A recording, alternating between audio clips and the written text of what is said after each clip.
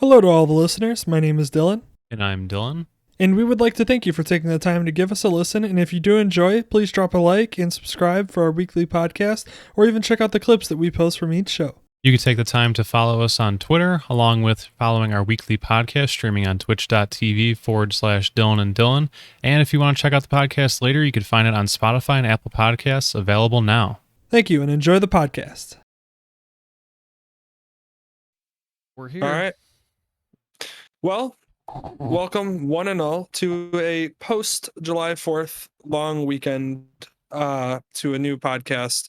And yeah, it was a long, fun weekend. I personally had a great time. I got to spend a lot of time outside. I went very, very deep woods, north Wisconsin, up to an area in Tomahawk, not far from Minocqua. Wow.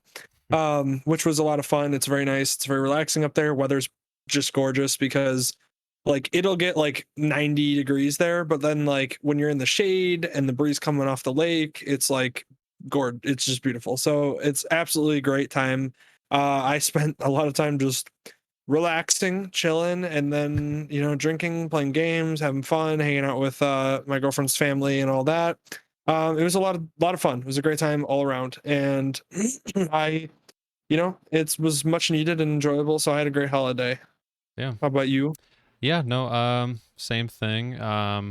Pretty much a good bit of relaxation for the actual 4th. Hung out with my girlfriend's family as well. Their party, they had enough fireworks to fill up an entire room in their house, and they used pretty much all of them to the point where like the neighbors and stuff would come around and have their free little viewing party. So that was fun. I got super, super hungover, even though I don't feel like I drank that much. So I think I'm just getting that much older where I don't rebound as easily, and I just got stuck like that. But Oh yeah. it was good. Overall, I didn't even ruin my day the next day. I still actually, I did like a half day for work, which was kind of fun because I had the whole day planned out. And then I was like, nope, can't do it. Can't do it until about noon. But I just worked a later day, and nobody was doing anything anyways. Everyone was just chilling out and relaxing. So I was going at my own pace. It was nice. It's nice. But yeah. Yeah. I ended up taking off yesterday, so that way I had an extra day to like do some stuff, and then come driving home in the morning. So I actually got home last night at like probably 10:45, 11, close to Oh. there. So I literally just threw all my stuff down, talked to my dad for like a few minutes, and then just went to sleep because I'm like I have to wake up at 6 o'clock next day. So um overall, no complaints though whatsoever. It was a great time, super fun. I got a couple things, got some fudge, of course, in Minocqua because that's just what you do. Some Yeah. saltwater taffy, all that fun stuff, and yeah, now I'm just ready to get on with another short, very short but fun week, at least. And yeah, and I actually one thing I picked up, which I've been meaning to try for a very long time, and I finally found it, and it was in Wisconsin at this like fancy cheese and wine shop that was like family owned, and they like bought all their stuff from local places in Wisconsin. So it was great, but I'm Yeah. drinking it tonight, and I got this. Mead? I You actually had to got track mead. down mead? Yeah, dude, I can't. I just don't see it. I don't know if maybe I'm just not looking well enough or what, but I just don't see it. And I don't go to like a Benny's or anything like that too. So maybe that's part of the problem is I'm not going to like a really good like liquor store to see it or find it. But I finally found it, and it was at this place down there in Minocqua, and I'm drinking it now, and it's pretty good. I will say I actually do like it a lot. It's very different. It's like a weird combination of wine and like what it tastes like a mixed drink. How does And how it's does one drink mead? so Just I looked it up. I looked it up because I was curious too, because I was like, how does this work? Some meads that are spiced can be drank warm, and you actually could like heat them up. mhm. As well as some meads which are drier can be drank just cold or chilled. You really shouldn't make them like ice cold, so you shouldn't put them like in the fridge and drink it, is from what I gather. It Okay. can be drank mostly at room temperature or chilled. So what I did was is I just put like one ice cube in the thing and it cooled it. It tastes very good though. It's very nice. I also read that you can put like an ice in there and then put like, a lemon in there or something to sweeten it a little bit even more. And kind of almost have like a, weird mixed drink wine kind of feel. Like it gives me a vibe of like a white wine, but like not quite a white wine. Like it's got some other flavors in there which are very good. So, and I'm very much enjoying it. And it's like 11.5%. At least this one is. Some of them are like 14%, which is like what normal wine is. So one of those where you're not really supposed to drink a ton of it, you know, in one go. Like I'm, probably drinking maybe like a third of the bottle tonight, and that's it. So you tracked this down even though you never had it before? Yeah, yeah. So Okay. well, I mean, it was only $12. So like, as far as like buying a bottle goes, Oh, probably not the sure. most expensive one you can get, but also very good. And I don't know if do you actually know what mead is? Because I Oh, like didn't initially. So mead is obviously something that you've heard 1,000 times in like Skyrim and every game that you could think of that's based in, that kind of era. And apparently, it's a liquor that's made from honey. So that's like the difference. Like that's where it comes from. It's not like wine where it's made from grapes. Like this is made from honey. So it's like different. It's a sweeter drink. Like I said, it gives me a vibe of a white wine, but not quite a white wine. Like it's different. It's got like a, sweet taste to it, and it's got like that white wine feel where it's not a very heavy drink by any means. I yeah. mean, just looking at it in the glass, it's pretty clear and, not too bad. By the way, shout out to this whiskey glass right here.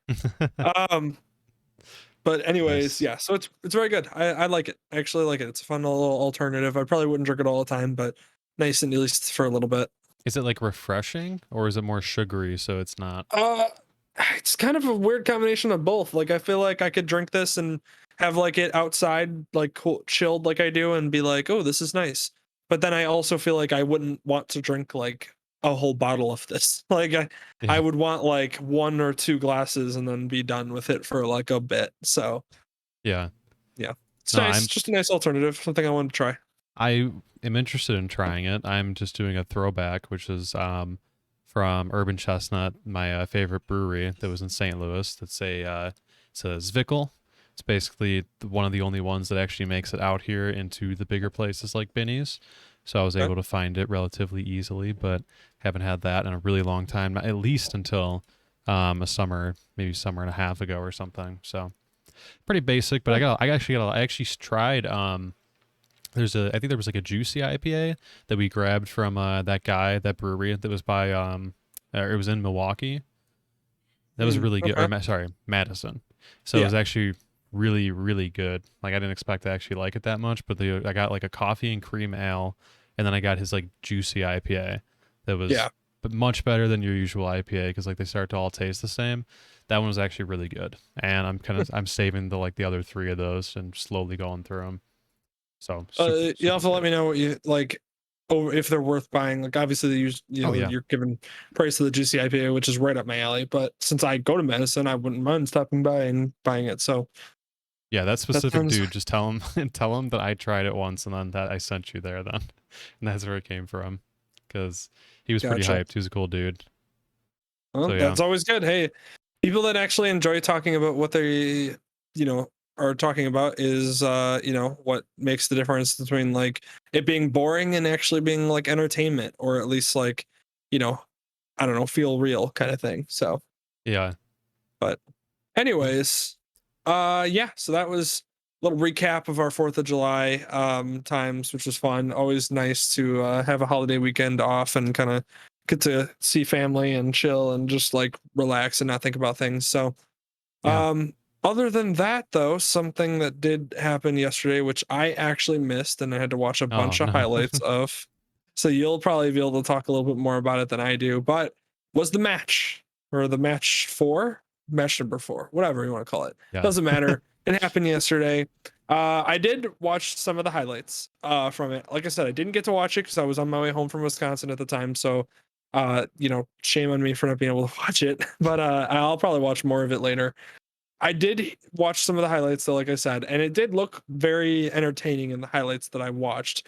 It actually looked like it was some like actual competitive, um, golf where like everybody involved was actually playing well. I did see, or at least hear, or maybe whatever it was. that Bryson DeChambeau wasn't playing very well or something along the lines of that. Like he wasn't doing as well as people had thought, but I guess Aaron Rodgers actually picked up his slack a little bit at times, which was interesting. It was So weird because every time that like because obviously it was like a super long match, like a 6 hour ordeal. I forget the other ones were, but yeah, so like it was long. I saw the majority of the first hour, had to go, came back and watched like the other 2.5 to 3 hours or whatever. At least in the beginning, Bryson was like killing it. Like every time walked up and be like, oh, okay, yeah, you could see the difference between like Rogers or Brady and him and all that. But I don't know. I guess the part that I left at, yeah, he was starting to fall apart a little bit, more or less. But yeah, no, I think Rogers did actually pick up the slack. It was kind of funny. I don't think I didn't like. He's even said he didn't practice that much. He didn't play that much, but he was killing it. It's kind of annoying. He was doing. I mean, he was doing really well, but yeah, but like not being intense about it at all. He was just kind of like, yeah, no, I'm just chilling, having a good time. I was gonna say it sparked a lot of people that I heard to say like maybe he'll just retire and become a golfer, like or something like that. Like Yeah, it was kind of shocking, but I mean I don't know how any of them are at golf considering I haven't watched Aaron Rodgers golf before, so or it was just maybe he was having like one of the best days of his life. He'll never tell that to anybody, but I'm sure yeah, if he was, then that it was worth it watching, is from what I gather. And it was actually entertaining. I heard it was really good. I did hear some of the commentary, and that was actually like not ridiculous, not too over the top, like actual just like enjoyable commentary with some fun like interjections. Chuck is a I legend all the time. Makes it. Yeah, There's so many parts that were just clipped, but most of them I heard in person. It was just funny live. He just kind of rolls with it, and everyone goes along and has a good time with them. Just that kind of yeah. energy.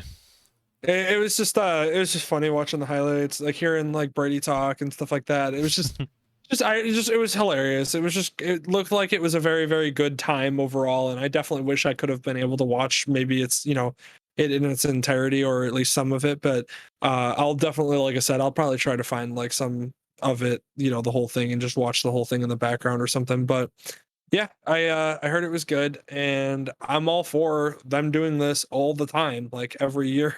Oh Every yeah, year would be great. Like just bring, some celebrity out there, whether it be, an NFL player or, an NBA player or whoever it is. It'd be, I don't care. Bring yeah. out, a star athlete, have him golf with one of the professionals who's relevant. Bryson DeChambeau is a name that's been popping up all over the news and everything lately. I mean, we did a video covering him. And then you have obviously Phil Mickelson winning a major not too long ago. And then, obviously being Aaron Rodgers and Tom Brady, that will draw crowds. So yeah, so I think it's great for the sport of golf because people get to watch golf in a more laid back version, and then they can appreciate the competition when they watch it live on television.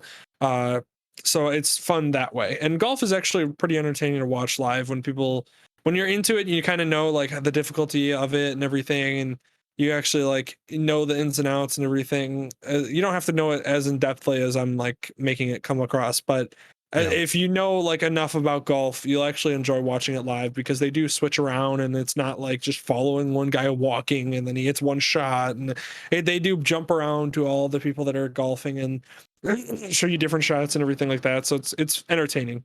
I mean, one of the And biggest parts of that, like being entertaining everything and understanding those intricacies of it, is like Phil Mickelson going through and describing each shot and breaking it down and exactly what he was looking at. Throughout the match, he did that. He did that even in the other match he was in, if it's not more than one.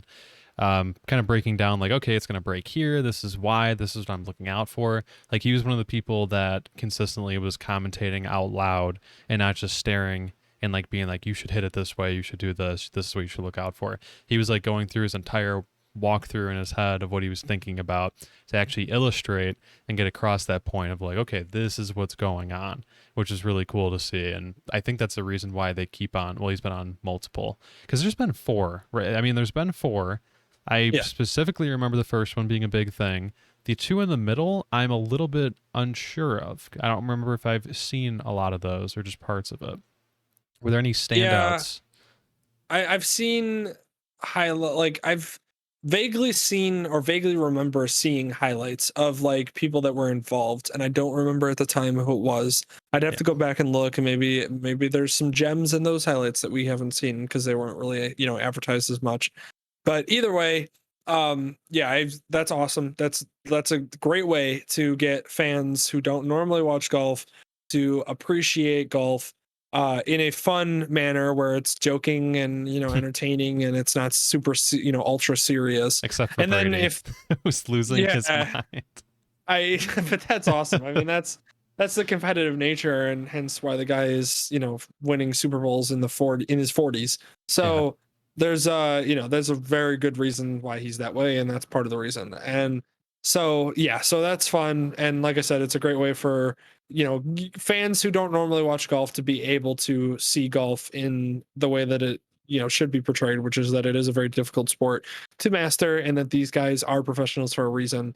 And then you throw in some humor and some fun into it, of course, with some knowledgeable people, as well as some very um easily known names or popular names. So that makes it a perfect event, and I absolutely love it. And I can't wait for whatever the next one's going to be, because I know it's two new people play against the old winners, and so Oh, it'll I be didn't know Aaron that. and I'm pretty sure that's how it works. So I'm pretty sure it's going to be DeChambeau and Aaron Rodgers against whoever does it, whatever it be next year, or however they set it up. So like I said, I got to go back and watch the highlights to get a little bit better of an understanding, but it did look super entertaining and enjoyable. And yeah.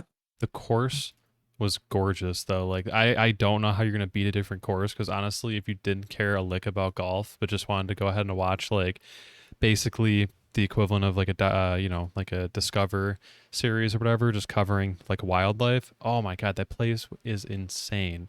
I That's what mean, I oh I saw, like the images and the clips of it, and it was like this backdrop of Aaron hitting the shot is insane. And it yeah, was just like just beautiful. Like, whether I didn't know what the place was that they were golfing at. I've heard like the name, but didn't never seen it, and like knew of it, and then they showed it, and I was like, that's beautiful. I mean, like, that's got to be one of the most prettiest places to play ever. So the fact that they were able to do it there, and it went all successful, and they got good weather and everything, that's great. yeah. No, so many good things they had going for it. The production quality also was pretty good. I don't think there were like too many issues. They had a couple of mics cut out. They missed a couple of swear words, which is always funny. Love to hear that. And then they blocked it out like a couple seconds afterwards, which is pretty good. But altogether, it was like a complete difference. It was like when we started recording for the podcast, and like when that was the first match or whatever with like Peyton. Um, that yeah, like the comparison between that, I think they had mics that got rained out and fried, and I think they had a bunch of audio issues and everything. This one, like everything was together, given it was a much easier day to film on. But you could just see, it was cool seeing. You could see there's like a crew of people just behind them. Everyone's like, they have sound guys on the side. There's like, I think there's drones. They had coverage, like HBO Max had like some aerial coverage or whatever. They were zooming in and out on like where they were shooting from, specifically as a close-up shot with like one of the like anybody who was golfing, and then going Yeah. all the way back, and they'd pull it all the way out. And they had these shots of like the mountains where they were like, oh, like the goats, like Brady's a goat and everything. And I mean, I really wanted to know what camera and stuff they were using for that stuff, because they had a zoom in shot that was like, it straight up, it must have been like a mile away at least. It was like 4K, perfect resolution of a goat climbing a mountain, and then they zoomed it all the way out to the fact that he was merely like a speck in the back. So really cool Wow. stuff like that. Like if you, they won't come up on the highlights probably too much, but the full thing on the clip, like so cool, so cool to see. But yeah, Gotcha. Yeah. very very interesting. No, it's like I said, it's a great idea and a great concept, and I hope that they continue it, and I hope that whoever's a part of it next is going to be, good and relevant and fun. And I honestly hope they keep doing it with new golfers. I would love for like Zalatoris or to do it next, or like Morikawa to do it next, so that way you get like these people that are just like newer golfers, or like even golfers that are been good for a while. Like, I wouldn't mind seeing some of them out there to get it going. uh So whatever it may be, I think it would be entertaining to watch the next one, and so I'm looking forward to it, and hopefully I can watch. Maybe I could try to find it in its entirety, in the wherever it may be, but yeah, Yeah. definitely worth the watch. Yeah. And let's see, and then a completely a completely different change in tone. Yeah, not These as couple fun. of scumbags, yeah. At Yeah, least one so of them. we're what we're covering now is essentially, if people haven't heard, or if you haven't heard about the controversy or the investigation that was done. Essentially, the NFL, I believe, hired a private investigation into the culture and inner workings of the Washington football team. And due to their findings, the Washington football team was fined $10 million as a result. That $10 million goes straight to charity. So it's not like the NFL is taking that back in. And then the reason why they are getting in trouble, though, is because the investigation found, after interviewing multiple, and I mean multiple, I think it was over like 100 something, people were interviewed, and there was investigations just into the conduct and the handlings of management to their coworkers and people working under them. Basically, resulted in there being a lot of just ridiculous expectations set by managers that workers or employees had to like desperately work to the nail to meet, and then would also, obviously, inner workplace berating of women in particular that were pretty harsh, as well as some, not wanted advances, of course, were noted. Comments ranging from things basically said about, what the way they looked or something like that, or the way, just things like that, just Your casual comments that are scummy made. moves, yeah. Yeah, just distasteful comments and things and pressures, and outing, employees for being women or whatever it may be. Basically just bad conduct, bad place to work for, all in all. And they basically found that that's been happening for quite a while. And management, it starts basically from the top down, in that management and execs in the company were acting that way, so then lower management acted that way, and it trickled down and affected all the employees and countless others that probably didn't even come forward or get interviewed, that may have experienced comments, or a workplace that wasn't as inviting as it could have been or should have been, and they got punished for it. And I think they're looking into some other teams as well, if I remember correctly. I can't remember exactly who are the teams, but essentially that's what's been going on, and that's the headline attention grabbing part, is that they were fined the $10 million due to this investigation, which is just yet another reason why Snyder needs to freaking sell the Washington football team, for the love of God, as soon as possible, because he is just, I've never seen a sports team just like get run into the ground by their owner as much as possible, and this is what's happening. And it's so crazy, because it, like, we were literally like, man, he really needs to sell the team, and then Snyder was like, oh, I need to sell the team, well, let me buy the rest of the team so that way I can be the only one that makes the decisions. And then he like makes his wife like the executive, like, I don't know. It's just poorly This was run. done days before this news came out too. And the Oh, worst, oh god, the worst part about it that you could just hate the most is the NFL literally took it and ran with it, and they were just like, "Oh yeah, promoting diversity in the workplace. Look, now his wife is a CEO. This is great." And then they find out like yep. 3 or 4 days later, like, "Oh yeah, okay, so that was completely, yeah, that was set up. That was probably part of the deal." Ridiculous, and just Yep. completely unabashedly just running with something like that, falsehoods.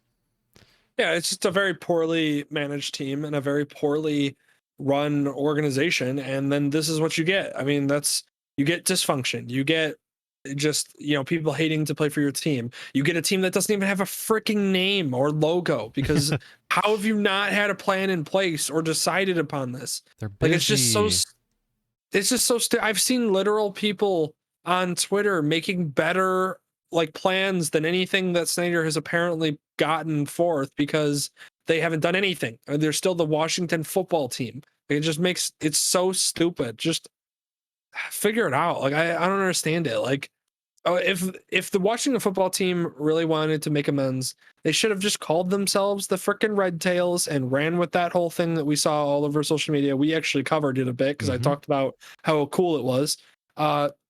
Run with that, and then you have things like the entranceway, and you have like a hallway, and the hallway has like that the red tails, like stories from the red tails, and like the different pictures of the people that were in it and everything. Like, it literally just, the story writes itself, and then you literally go from that to the fact that they also are a team that had just like would have a team that has represented something of Black history or Black culture that was relevant and cool and doesn't get enough credit and talked about, and you could advertise that. The amount of jersey sales that they would have, I mean, the store, like, at the very minimum, Snyder should just do this on his own, for his own good, because he'll know how much money he'll make off of making that move, and it would be better for everyone involved. And then it's just, they're dysfunctional, so they're just not going to do it, and they're going to come out, they're going to be called like the Washington Thrashers or something stupid, and we're all just going to be like, what does that even mean, Snyder? And it's going to be like, oh, it's probably representative of your, apparently it's representative, that name, of your management in your organization. So that's just fantastically ran organization that it is. Yeah, they just don't take the easy. I mean, it's funny because they could do all the things you described and like do a lot of good and a lot of interesting things. And I would say that's the easy way, but I guess the easiest way is to literally just be called the football team and describe zero effort at all and trying to do anything like that. So I don't know. Which is what they're doing. Yeah, it's beyond easy way. It's just lazy. I don't know. Literally just like, I have a team and there's nothing you can do about it. Just that attitude, but it personified. So, and I'm hoping deep down that this is one of those situations like the Clippers situation where the guy basically got pushed out, and then they got a better owner that actually liked the team and actually enjoys the team and wants to put money into the team, and suddenly the team's actually a lot better because the effort and energy was put into it. So I wish that was the case, and I really hope that maybe that's where it's trending, but I doubt it, because they're just such a very dysfunctional organization that hasn't made any great decisions. I'm sorry, but going into the season with your two quarterbacks being Ryan Fitzpatrick and Taylor Heineke doesn't inspire any confidence in me that this team is going to be anything worth watching next season. yeah. Like, they'll be having Fitzpatrick as your quarterback means that you'll be entertaining for a few games, and that's it. Yeah. And it's not like, I understand that Fitzpatrick is a good quarterback at times and can literally make magic, hence his nickname Fitzmagic, but he's also just not a long-term solution for any team ever, and that's why he's bounced around. So the fact that they're making him basically, like, what, gonna lead their team to a better season next year makes no sense to me. It's not gonna happen. Putting their eggs in that basket. I don't know. Yeah. It's what people were talking about. I mean, it's what we were talking about. Like for the Bears this past year. I mean, we were just like, okay, I might as well go the Fitzpatrick route. Might as well. It'd be entertaining at least. Yeah, but the difference is that like the Bears were aggressive and traded up for a quarterback. There were two quarterbacks that fell. They also could have been aggressive and done the exact same thing. They just didn't. So it just makes no sense why they were totally okay with moving forward with Taylor, who did well in one playoff game. When a guy does well in a playoff game, or when a guy does well for one or two games, it's entertaining and it's great, and it's a guy getting an opportunity and he succeeded in that opportunity and he sees the moment, and that's fantastic. But a lot of times the reason why that happens is because the team has zero film or zero plan for the new quarterback that steps in that has some talent. And then the moment that teams like the Patriots start to build a game plan that then the rest of the NFL, follows through on, you see the quarterback then become non-effective, and they end up becoming a backup for the rest of their career, or however long it is. That's what's going to happen, in my opinion, with Taylor Heineke, and it's what's happened every single season with Fitzpatrick, and that's why having both of those two guys as your, quarterbacks for the future makes no sense to me, especially in a year where there was 5 quarterbacks that people were confident in, and 2 of them fell. So it just doesn't make a sense to me. Yeah. Wow. I mean, their defense will be fun to watch, but I mean, their offense, they got Scary Terry too. That'll be I don't know. It'd be again, it'll be entertaining, but it's all short-sighted. There's nothing that's really planning for the future, and they're literally just like, here, you're being given this ridiculous defense that just like carried them into the Yeah, playoffs last year, and they're just going like, whatever. Like that's they fine. they have just such a very young, super talented defense with guys like Chase Young who haven't even hit their peak. It's just, and Montez Sweat and DeAndre Payne or whatever his name, Payne. Yeah. They have him and Jonathan Allen. Just so many guys. Fuller on the back end. It's just. I think they signed Ronald Darby, if I remember correctly. It just doesn't make sense. They just have such a good young core defense that's like, you know, close to making a 2018 Bears type jump, and then you just don't have the guys. It's like I said, it's very reminiscent of the 2018 Bears. They get a Yeah. quarterback like Terry McLaurin. They have a good running back. They have a decent offensive line. One that's serviceable enough, and then they have a defense that seems like they're ready to make the next jump. And then you have a quarterback situation that's awful, and that's why you're limited as a team. Same as the 2018 Bears were. So it's just, I don't understand it. It doesn't make any sense to me. The organization, the team are not run well, and I hope the team can win despite of that, but it's definitely not going to help them in the long run. Yeah. So, Well, speaking of but that, with the speaking Bears of the itself, Bears, the next topic I actually think would be fun to cover, and is I believe we are going to run through, and we have images of all three of our players. So our three most interested, or the players me and Dylan are most interested in watching next year. So we'll start with my third option, which you have on screen right here, and then we can do yours, and we'll alternate to the next, until we reach all of ours. So out of the three most interesting players on the Bears that I'm at least most interested to watch next year, this is one of the three, which is Jalen Johnson. The reason why I'm interested to watch it is last year he had a lot of flashes of looking like a very, very good corner in the league. The only issue that I have is that they are very quickly forcing him into a role as the number one corner on the team. And it's sudden and very quick, and he had a little bit of battling with injury last year with his shoulder and was still developing, and I think this year would have been a great year for him to actually develop healthy with an off season, because they also had a weird off season last year because they were rookies during the quarantine and COVID. So it was a weird offseason. They didn't really get a full offseason to work with the defense. Now you have, Desai, because that's the other thing too is as much as you love Chuck Pagano the person, his defensive scheme was lacking last year, and that was he because he retired was on his halfway through the way year. out. He retired. Yeah. So you get Sean Desai, who's a very young and upcoming guy who a lot of people said makes a lot of sense why he got the job, because he was going to be a guy that was going to get a job like that in the future. So it made a lot of sense, and the players respect him and everything. So you get a guy who's going to be building this new offense or defense. It would have made sense for me to keep Kyle Fuller. I know he was a cap casualty. I get it.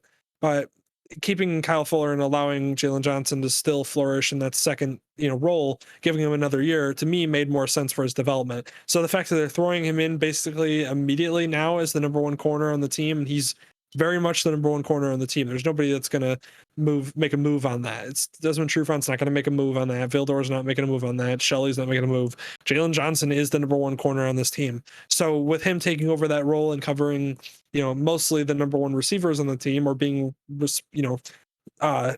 led to believe that, I'm curious to see how he's going to do in this defense, how he's going to flourish, if his development's going to continue, if the role's going to be too big for him, or if he's going to be ready to jump into it. I feel like the reason why he's interesting to me is because I feel like he can make the jump. I just don't know if it'll happen as soon as people will hope. And then, I don't want the pressure to be too much on him to start becoming basically that lockdown corner that Kyle Fuller was, especially when Kyle Fuller leaves and everybody's kind of shocked, and it made no sense to a lot of Bears fans. Again, I get it. It was a cap casualty in a bad year, but still made not a lot of sense to a lot of Bears fans who thought Kyle Fuller was still playing at a high level, which he was. So, I don't know.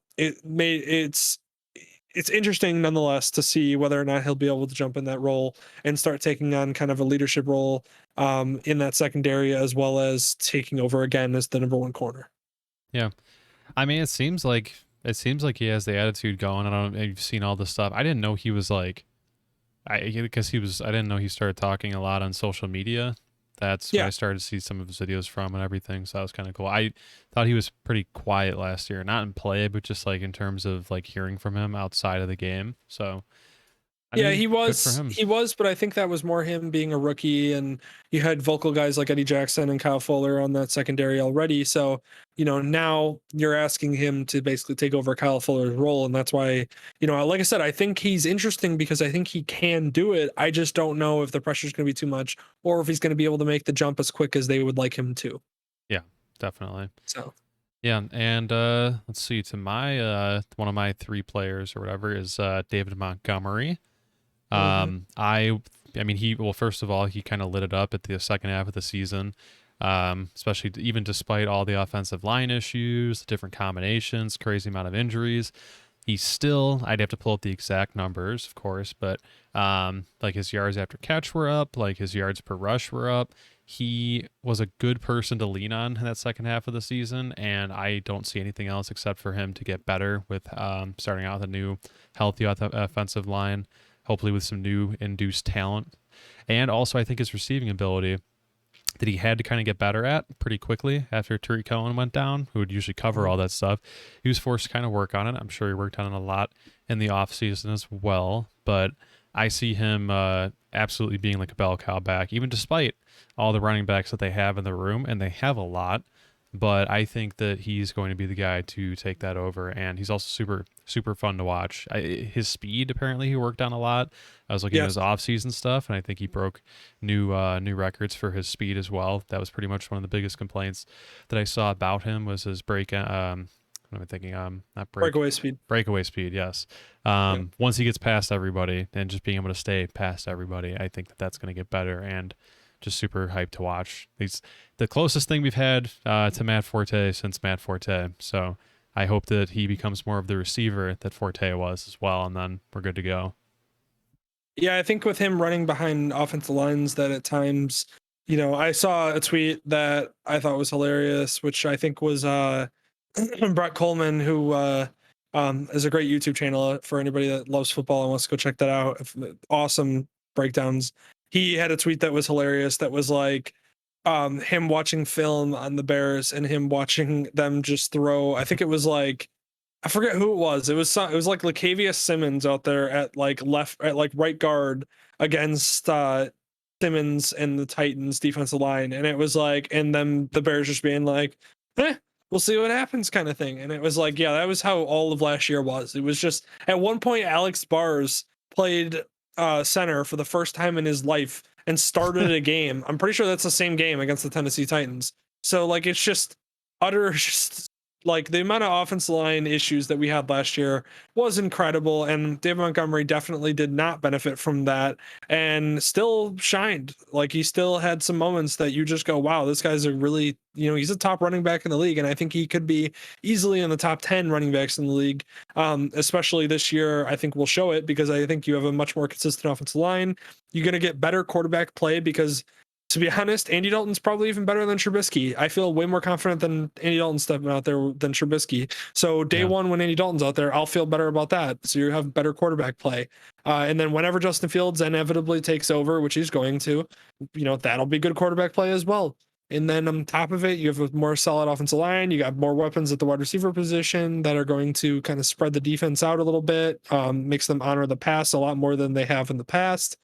Thinks that opens up running lanes for your running back. This one being Dave Montgomery, of course, being one of the better guys in the league. And then him taking a jump at the speed. Yeah, the breakaway speed was part of the things that I've said in the past were kind of the only issue that he really had as a running back, were his breakaway speeds. And then kind of his quickness wasn't as, impressive as you see in like a Kamara, but still obviously very good and very, serviceable in the league. So it's good to see him work on that in the offseason, and I hope that has improved. And if that has improved even a little bit, he's going to be even better than he was last year, which was already pretty solid. So I'm excited for him for sure. The only thing I do worry is I wonder how many carries he'll get and whether he'll get enough touches to really shine.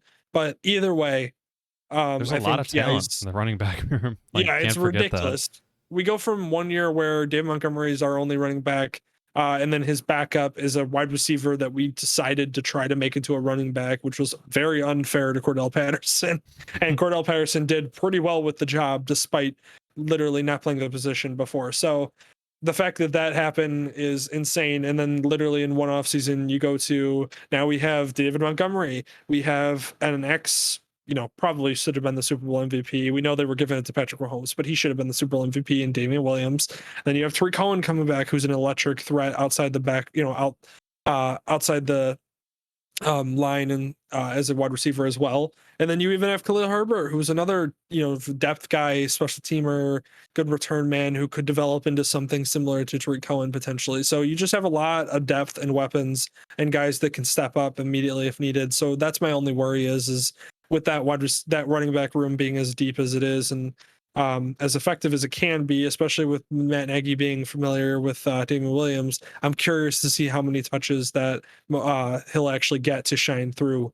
So that's my only worry about that. Yeah, that was one of the, I don't know if you saw that as well. That was one of the things that people were potentially weighing is if Tariq Cohen's injury is bad, maybe Khalil Herbert was intended to be like a replacement option or, a safety wheel or whatever, safety valve that you want to cover with everything. But he was also covered pretty well by Brett Coleman as well. He was very hyped about him. I watched that part of it. It's better than I thought. I think people that were saying that he was solely a replacement for Tariq Cohen are wrong because Khalil Herbert does have a lot of talent and a lot of running ability as well as utilizing him in the passing game and run game. As well as even in the return game.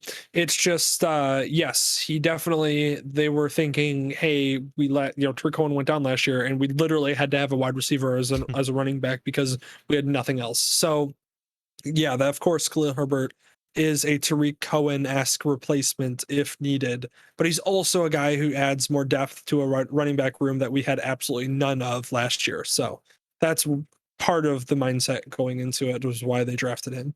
Yeah. And then other drafted players, if Montgomery's going to shine, the offensive line has to be good. Now, the offensive line, they did an interesting thing, which was they drafted Tevin Coleman. I keep saying Tevin Coleman. Tevin Jenkins. Jeez. They drafted Tevin Jenkins, who is traditionally a right tackle. He can play left tackle. He's played left tackle before. So it's one of those where he could do the position. My only thing is watching him in his film and just I've played offensive line, so I kind of understand at least a little bit of the mechanics and everything.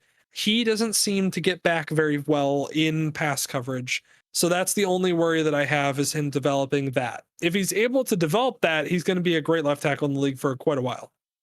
Because he's already a mauler on the run game. He was that way in college, and that's part of the reason why they brought him in is because if you've heard Bears writers and reporters talk about the Bears, they basically have said that if you ask around the league for a while, nobody was afraid of their offensive line for the Bears. Nobody was because they didn't have any maulers. They were more of a finesse, they weren't great, but they just were more of a finesse offensive line. I mean, your left tackle was Charles Leno, who's, he did very well at the job being a literally 7th round pick, but he was also 6'3" and weighed 300 pounds. He was undersized. He should have been a guard, So the fact that he did decently well out there, but you're not going to be, you're not being, afraid of Charles Leno. You're not afraid of, the way that James Daniels, he's a little bit more finesse as well. You're not afraid of him. Cody Whitehair, same thing. You're just there's just not a lot of that. So the fact that they got Tevin Jenkins is to make them more of an angry mauler type of offensive line that's not afraid to bang down in the trenches, which will make other teams at least honor you a lot better. And, you're more afraid of him in the run game. And so hopefully that helps David Montgomery shine like we just talked about.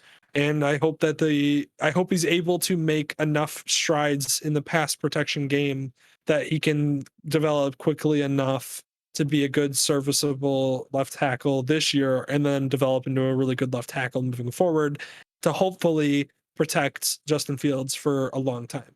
Yeah, definitely. So. I mean, like I said before on the podcast, it's interesting that they decided to go fully all in to, Charles Leno's out. Let's bring in the rookie. He's going to be left tackle. Boom. I get it. I mean, I get it for a lot of reasons, for the fact of like the caliber of player they believe they're getting in terms of Justin Fields as well being on there. And I just, to me, it was always in a question of like going with the safe option, but it's also the option you've known. You know what the cap is and everything. You're not going to get anything different out of Charles Leno. He's just going to get older. So they went all for it. I respect it. Usually I'm used to the Bears doing the safe option, which would be to keep Charles Leno at least another year. But they feel like they had to tackle the future and they had to go out and get him, and they're going to pay him and play him, and then there you go. I'm interested to see how it goes. I don't think I'm going to sit down and say, despite any games that we're going to have this season, post game and be like, oh, okay, you know what? He blew that block or whatever. If they had Charles Leno out there, he would have had it, because I wouldn't feel confident enough that he would.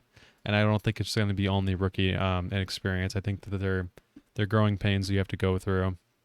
And you might as well do that, hopefully, when Andy Dalton starts a few games, and you don't have to really, he knows how to adjust to that. If he's going to get a blown assignment or anything, he's not unfamiliar with that, especially with the Cowboys' offensive line last year. So well, and hopefully, at the very least, Tevin Jenkins, maybe helps Andy Dalton up every once in a while. That'd be nice. Rather than the Cowboys just leaving Andy Dalton, dead on the floor in the middle of the game. So, there's that. But you know what definitely helps Tevin Jenkins is going against a top tier, number one rated pass rusher by PFF last year, which is your next most interested player, Khalil Mack. Yeah, I thought you made me second guess when I picked this out of my top 3, because I thought it was going to be like a boring pick, but I mean, it might be, and it could be, but I mean, I feel like there were so many times in the past 2 years that the defense didn't give up. I'm not gonna say they gave up, but it's hard. It's hard as a person who's fallible to not look at them and say like, okay, at some point they're gonna break down because they cannot rely upon the offense at all. They're giving them nothing. They've done that multiple times. They had entire drives where you think they'd set them up to at least be competitive in the game, shut them out, keep it to a field goal, whatever else, and then you just completely get left hanging every time after time after time. And I don't think this was really the case with Khalil Mack, because I don't really think he's that type of person. I don't think he ever was giving up at any point, but just I think that his additional help being healthy this year to that defense, who's going to be with a renewed sense of confidence, I would hope, is going to be a big difference maker. And just seeing him play, you could tell he was injured at the very least last year. There were definitely points the year prior. And hopefully he's coming in healthy. The COVID season, like you said, very different. Hopefully he had extra time to heal up and rest up and everything. And he can actually, not be on the field for, top 5, top 10 time in the league where the defense left hanging out in the field. And then he's going to be more effective when he isn't. But like you said, even despite him being out there that long, and still being tired, he still came out as being the number 1 rated edge defender, you said as well. So, yeah, I mean, the 6th best rated player in the NFL, they rated him. Yeah, so he's only going to get better from there. Obviously fan favorite. In some places he was the only thing to root for when times in the season got really bad. But yeah, I am looking forward to that. That renewed sense of injection of him playing, of when he came here in 2018, of being like, oh, okay, this is for real. We're going to do something great, and we're going to do something really great now. Hopefully there's a little bit more help on the offensive side, and it's more of a like, okay, great, we're healthy, and now we can go out there and maybe you can actually, we can give us time to rest. You can go score some points. You can keep us in games. I just think he's going to be the cherry on top of that. I think him on top of the rest of the defense, just adjusting the same way I said, is going to be fun to watch. And you could have those type of highlight reels like from 2018 that you watch now, and when he was a game changer, game wrecker, even more, because they'll actually be in competitive games. That's the biggest thing. Yeah. They won't be scores behind. So, yeah. Yeah, no, I agree fully. He was like I said, he was the number 1 rated pass rusher last year by PFF. So it's not like he wasn't out there doing, Khalil Mack things. It's just he didn't have the numbers and the offense, quite frankly, to basically kind of allow him to show out. And so it's one of those where, yeah, of course, you don't want to say that the defense gave up, like you said, but there was plenty of times where you were watching and you just go, man, I feel bad for the defense. Like, and they know that they absolutely have nobody, out there helping them out on offense, and that basically they have to try to win the game almost as a defense, which Yep. is ridiculous and crazy and asking way too much. So this year you should get, plenty better quarterback play, which should elevate that whole offense. And hopefully when Justin Fields, like I said, takes over, that ignites the defense to kind of, now they got a guy that they believe in and, can win them games on his own. So that'll be fantastic. Yeah. And I'm really excited for this because this was you stole one of mine straight off the bat. This is something I Yep. definitely should have gone to, of course, but Yeah, Darnell Mooney. and it's Darnell Mooney, the wide receiver from the 5th round that the Bears traded up to get, because they wanted to get speed on the wide receiving core last year, and the one of the last guys to come off the board that had that kind of speed was Darnell Mooney, out of Tulane. So they were able to pick him up in the 5th round. And my God, this man, to me, he played like a young Emmanuel Sanders, is what I've always said about him, because his attention to detail, his route running ability, and his cuts and just little facets that he picked up, he just grew and learned so quickly in a league that is just, punishes you for making rookie mistakes. And he didn't. And there's the play where he made Jalen Ramsey just look like a fool, which was insane, and just gives you so much hope, because it's one of those where, yeah, he is an unbelievably talented receiver who will go up and get the ball. And then he also is one of the faster receivers in the league who can just run away from you if you leave him out in the open. And the amount of deep throws that he was getting overthrown last year, where you know that those are most likely going to connect when Justin Fields takes over, or at least you hope they will, is just going to open up so many different avenues for this offense, and Darnell Mooney's going to be a big part of that. Now, the only thing is I've heard people stress that, hey, we all thought this about Anthony Miller, and then Anthony Miller the second year came out and disappeared. I fully understand that. The only thing that I will say to that is that, in my opinion, Darnell Mooney has a much better attention to detail and route running attention, as well as getting up and going to get the ball. And he seems to be a little more sure-handed than even Anthony Miller was the first year. So what I will say is, I think that Anthony Miller is not the example here to follow. I think Darnell Mooney is more on the track, like I said, of an Emmanuel Sanders, where his speed and route running ability is what's going to take him over the top, despite being kind of an undersized wide receiver at 5'10". Now, of course, people are worried about injury, and that's obviously a fear when the guy is smaller like that. But I think he'll be fine, because I think that he's developing to be much more than just a speedster, or much more than just the guy who can go up across the middle of the field. He's the type of guy who you can trust to run intricate routes, or run routes in important situations where he can take advantage of a defense, and even, veteran defensive backs that are some of the best in the league, if not the best in the league, in guys like Jalen Ramsey. Yeah. No, I don't. Anthony Miller. I mean, even like in his rookie year, he wasn't on the same level as that. Like, you didn't have a bunch of highlight clips of him running routes and stuff perfectly, because normally he didn't know which route he was running. Like, he was an athletic talent and everything, obviously, but I mean, you didn't have like the the hours and hours of footage and stuff of him running routes in the NFL that were precise. And then the biggest issue was him not being able to connect on those routes, and we've gone over that before, and not being able to get the ball, obviously, but. Yeah, he seems like a different beast entirely for that, at least from my point of view. But I called an audible on mine as well. Yes, and one thing I will say to transition here, it will definitely help Darnell Mooney that he's been learning this entire offseason by one of the most underrated offensive weapons and wide receivers in the league, which is your number one most interested player to watch this year, Allen Robinson. Yeah, and I did call an audible on this one, because I was also thinking on defensive side, but then you got me thinking about Mooney. I am surprised and really happy with the way that Allen Robinson seems to have bought in. You could obviously take the more stalwart route of pretty much like being like, okay, I'm on a franchise tag. I don't have to show up for some of these workouts. I don't have to put in the extra work and do all these extra things. But he's been at all those. He's been working, like you Which, said. by the way, to interject real quick, I don't think anybody in Chicago would blame him one bit for Oh yeah, not being a team player when the team's literally been just not wanting him to give him an extra million or two every single, you know, moment during this last year. So just wanted to interject real quick. yeah. Nobody would blame Allen Robinson if he didn't show up on time or skipped or was pissed off about his contract.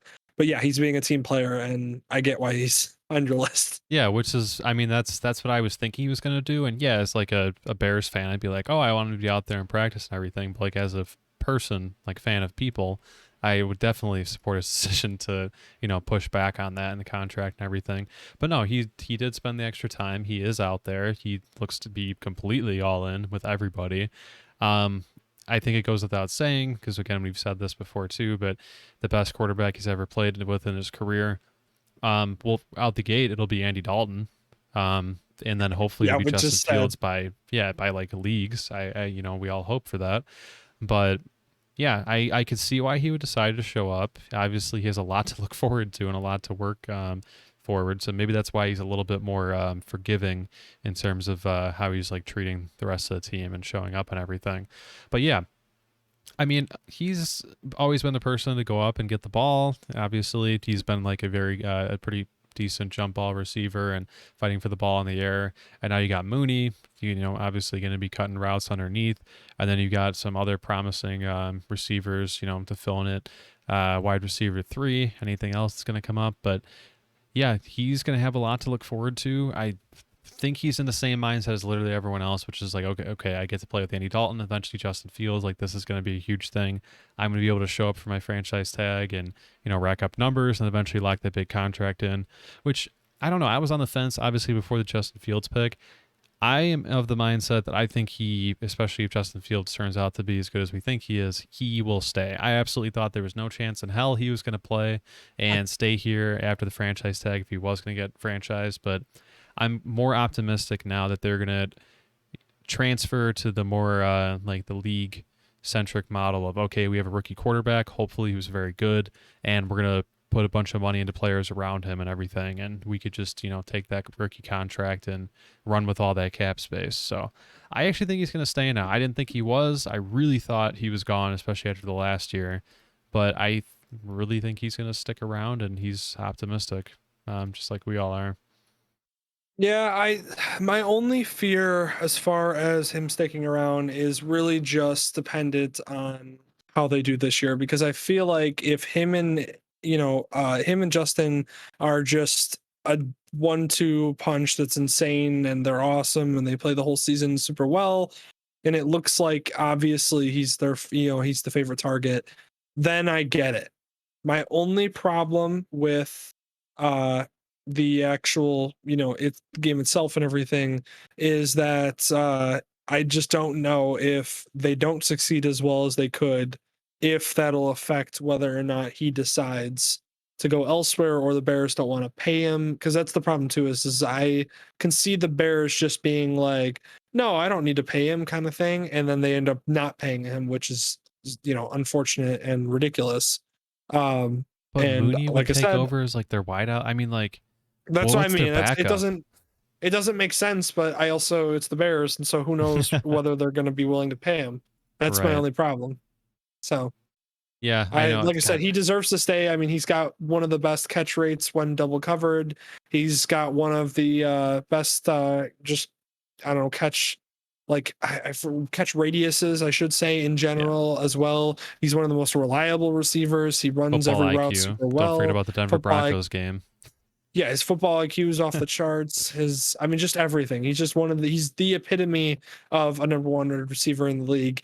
And he's very much in the top, in my opinion, he should be close to the top 5, if not in the top 5, because he has done exceptionally well with absolutely nothing. So Yeah. I'm looking forward to him actually having quarterbacks that can throw them the ball well. But just to point out how great, that's my favorite play probably maybe of his career, other than the the almost touchdown catch he had in the Eagles game, but when he caught the ball and specifically ran into like the leg of the defender for the Broncos to put him down to save that Yeah. 1 second on the clock, whatever it was, maybe it was 2. Oh, yeah.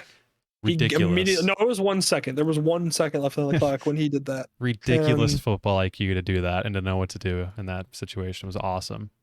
Yep, So, he yeah. positioned it like literally dead center in the field, fell down, got himself tackled basically by, like you said, running into the guy's leg. It was one of the clutchest moments, that you could have in a receiver to set up an incredible game-winning field by Eddie Pinheiro. So, I hope that he stays, and I hope that we pay him because, my God, give the man like a 4 or 5 year contract for the love of God. Yeah, keep him through his best years. So, Yep.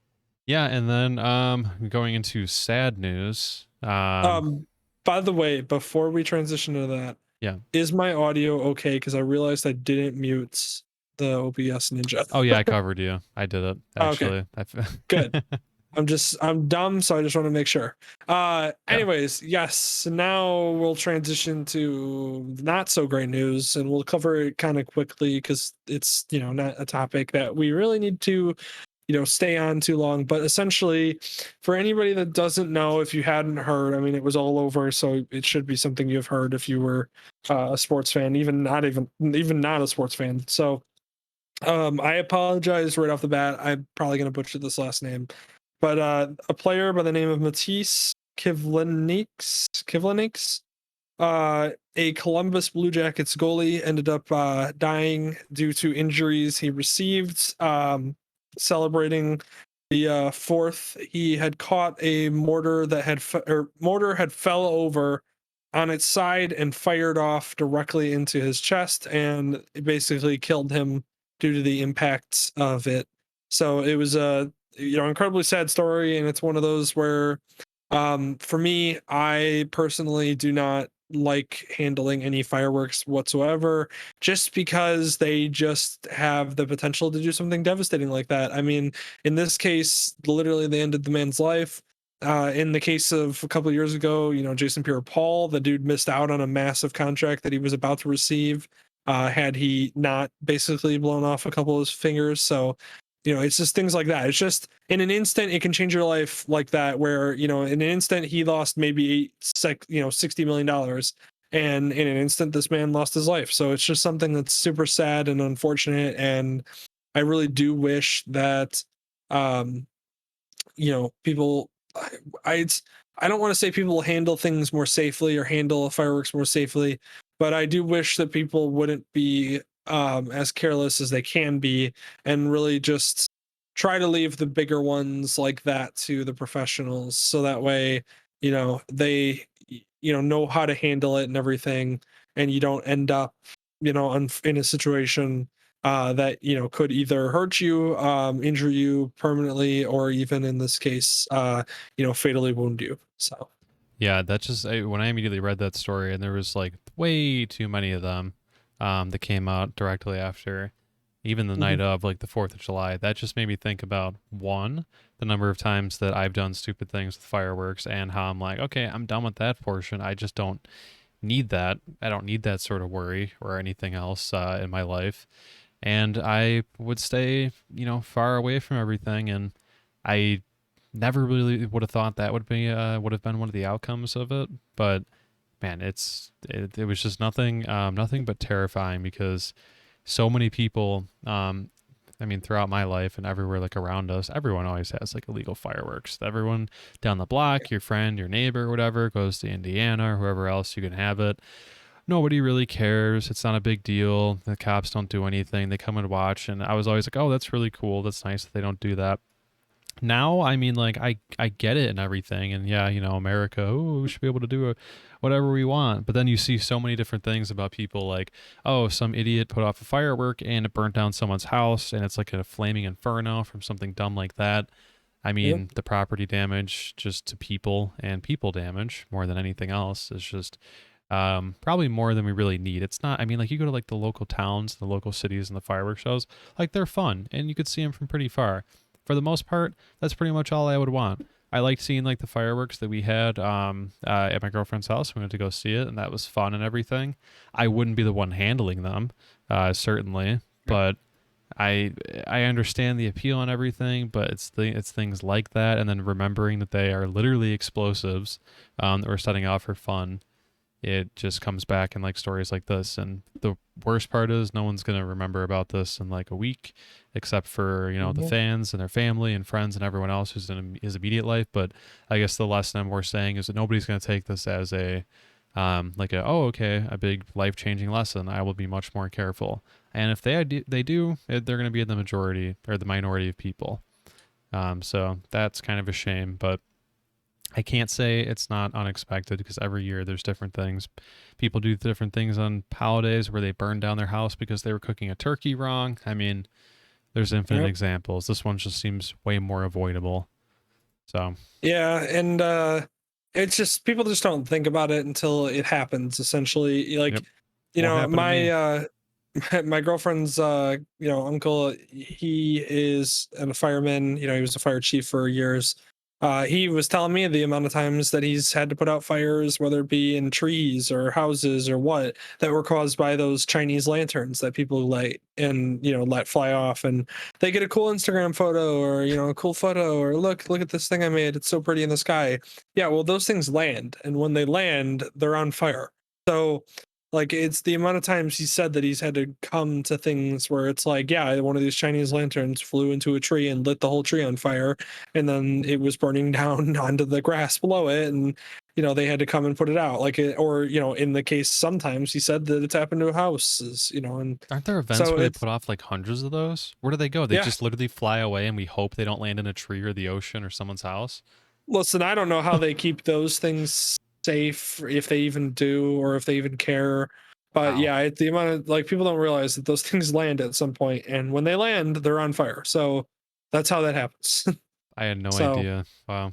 yeah, that's what I mean. It's just things you don't think about until it happens, or until you know somebody that had to deal with it or has to deal with it, and then you find out and you go, "Wow, that's something that I'd never thought about, but makes 100% sense." Yeah. So. Wow. But yeah, sad story overall. Again, just be safe. Everybody respects things like explosives, like fireworks. Respects things like fire, and don't be dumb with it. And then try to keep your holidays, or have your holidays as safe as possible. So um, yeah, that's kind of the gist there. I But mean, it's a stupid notion, but like, you don't want to. It's like how people always hope that traumatic life events won't happen on holidays or other things like anniversaries or whatever, because it's all you're going to remember forever. yep, Everyone else and their friends, family, everything. July 4th isn't going to be a celebration while everyone else is going to be celebrating, which almost makes it worse because everyone else is having a great time and you're yep, going to always remember what happened that day. So, I mean, obviously the best scenario is to not have any traumatic life experiences happen, but they're gonna happen, and if they're avoidable, try not to have them on these types of days. This did not have to happen, and it's a freak accident. So I mean, there's only so much you could do, but in this case, yeah, that one definitely could have been prevented. So Well, and I also do want to clarify before we move on that we're not saying anything about the guy. We're not saying that what he did was dumb, or that we blame him for it, or he should blame. No, yeah, it's obviously a tragedy. We're just saying, use this as a example of why you should, handle things with respect and, responsibility. So, yeah, no, definitely, yeah, but and moving on then real quick, we'll shift from that to another topic, which I knew I was going to go on a little bit of a rant for, because when I saw it, I was just like, this is just so bad, just bad PR, just so bad. It's so dumb. It's so incredibly stupid.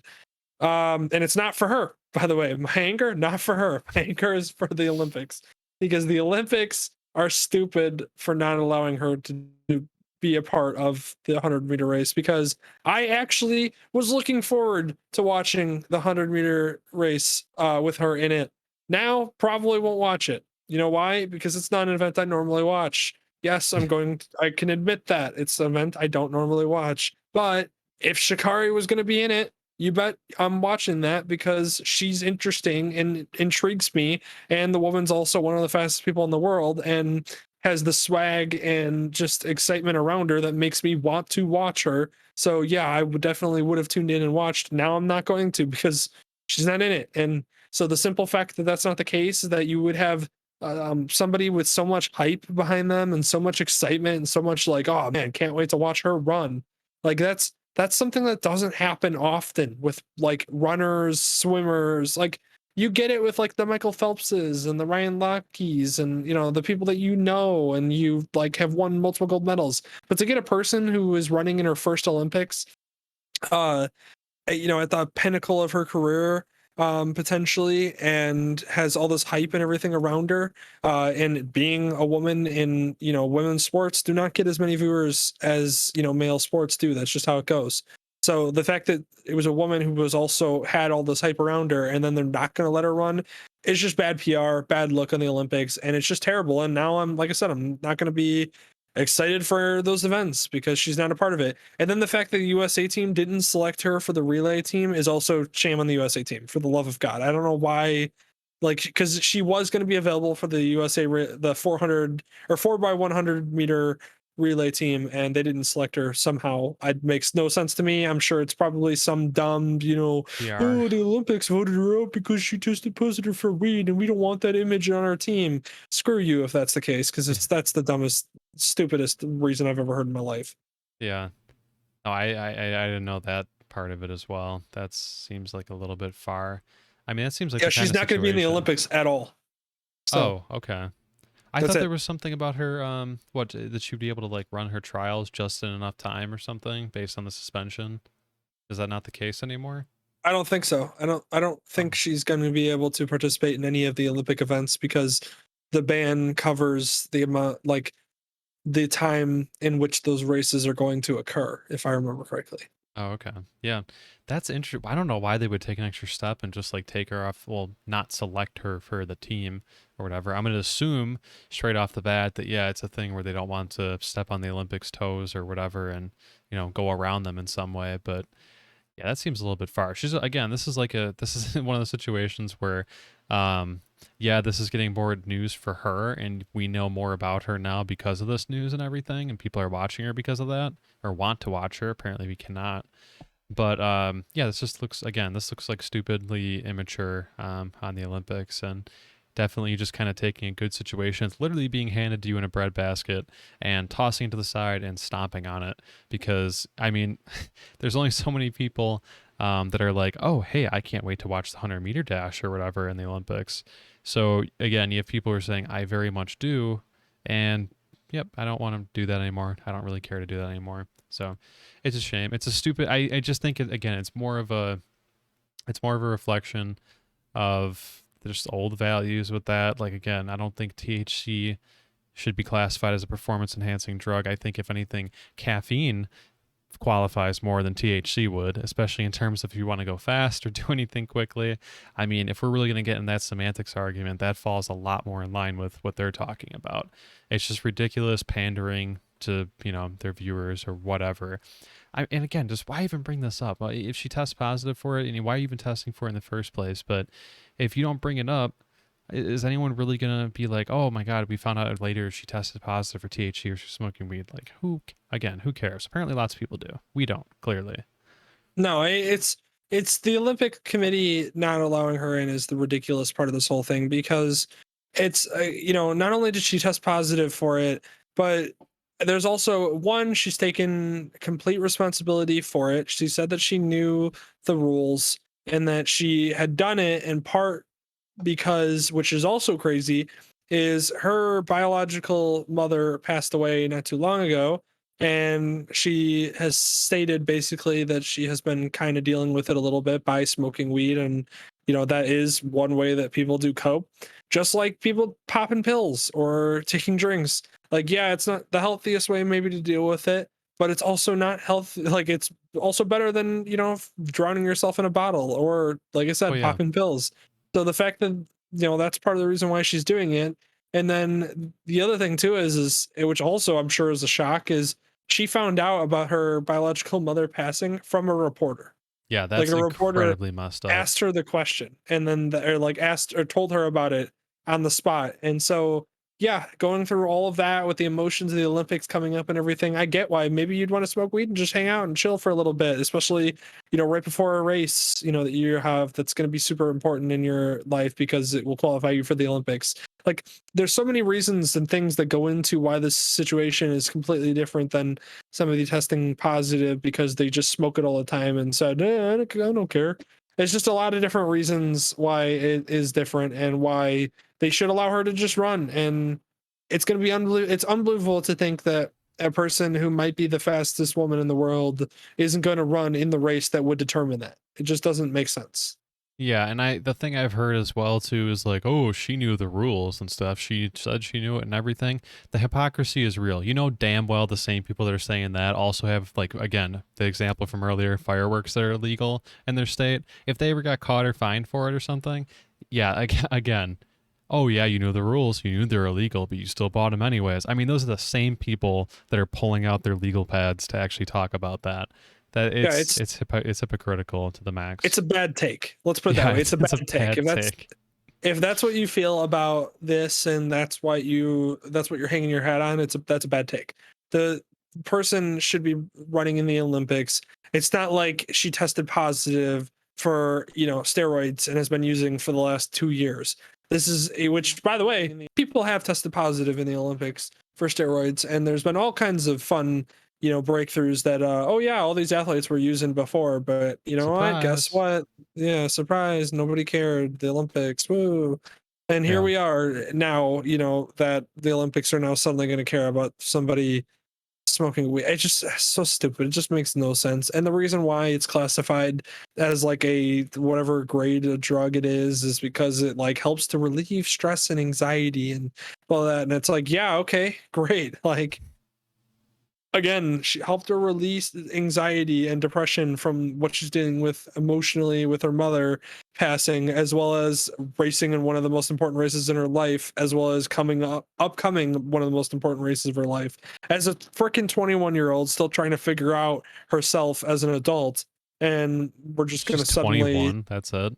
she's 21 years old. So this is again, we're talking about a younger woman who is not by any means, yeah, you're an adult, but you're still finding yourself in the early 20s. And that's just the fact. Again, it's just stupid. It's just so unbelievably dumb by the Olympics, and it just doesn't make any sense to me, even just by a PR standpoint, because again, just the amount of hype that she had around her going into the Olympics to then just tell her that she couldn't because of a marijuana test, and then tell her that she's eligible still for the relays, and then the USA team just decides not to pick her for the team. Unbelievable. Just Well, makes no sense. what's even the argument there? They're talking about the fact that it relieves stress and everything. Like, yeah, like what, weeks before the event? If THC was able to induce those effects for weeks long, they would not have a very growing, literal growing marijuana industry. You'd be able to buy one or like a couple of times, and you'd be good for the rest of the year. I mean, I don't understand that at all. That's like a Yeah. before the event type of thing. It's completely irrelevant. Stupid. Yeah. Dumb, stupid. That's it. That's the And take. it's 100%. No, I agree with you. It's just dumb. It's stupid. Doesn't make any sense to me. And yeah, it's just one of those where I'm just like, great. Now I'm not going to watch those events because I don't really care. Whereas if she was a part of the team, I'd be like, you know what? She's interesting enough to pull in me for a fan who's never watched these races before. So, yeah, that's just ultimately the worst PR move I've ever seen by an organization that wants money and viewership, and then they're just going to throw that out for something unbelievably dumb and explainable and it's just stupid. Yeah. So All right. Whoops, just hit that button a little bit early, but yeah, moving on to moving on NBA to news. yeah, the NBA. So game one happened yesterday. Game one did happen, and the Suns did happen to dominate the Bucks. Now, I do understand that the Bucks had Giannis, who was coming off of an injury, and I'm quite frankly surprised that he even started or played in the game. Oh yeah. That to me is insane.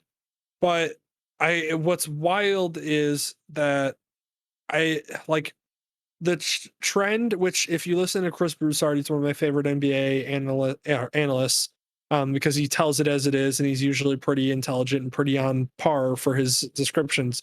He basically said that this is on par for when they've played each other, the 3 times they've played each other this season, which is that the big three for the Suns, meaning Devin Booker, Chris Paul, and DeAndre Ayton, play very well and score a bunch of points. Both Chris Paul and Devin Booker are averaging 27 points a game in those 3 games, and DeAndre Ayton's averaging 20 points a game in those 3 games. So all three well over over 20 points. And then in those 3 games, the Bucks big three, which you basically can kind of count as like Chris Middleton, Giannis Antetokounmpo, and then Drew Holiday, don't play as well, and they don't cover them as well. And as good of a defensive team as the Bucks are, they don't play very well covering the Suns. And part of the reason why, and actually Chris Broussard talked about this specifically, is that when the Suns run pick and rolls, which are traditionally a thing that gets a lot of teams points near the rim, because that's usually what they're trying to do, is either get points near the rim or kick it out when the defense collapses. A lot of times that happens, and the mid-range shot is wide open, but teams don't take it because that's not the shot they're looking for. The Suns are perfectly happy taking that mid-range shot. Chris Paul loves that mid-range shot at the top of the key. So does Devin Booker.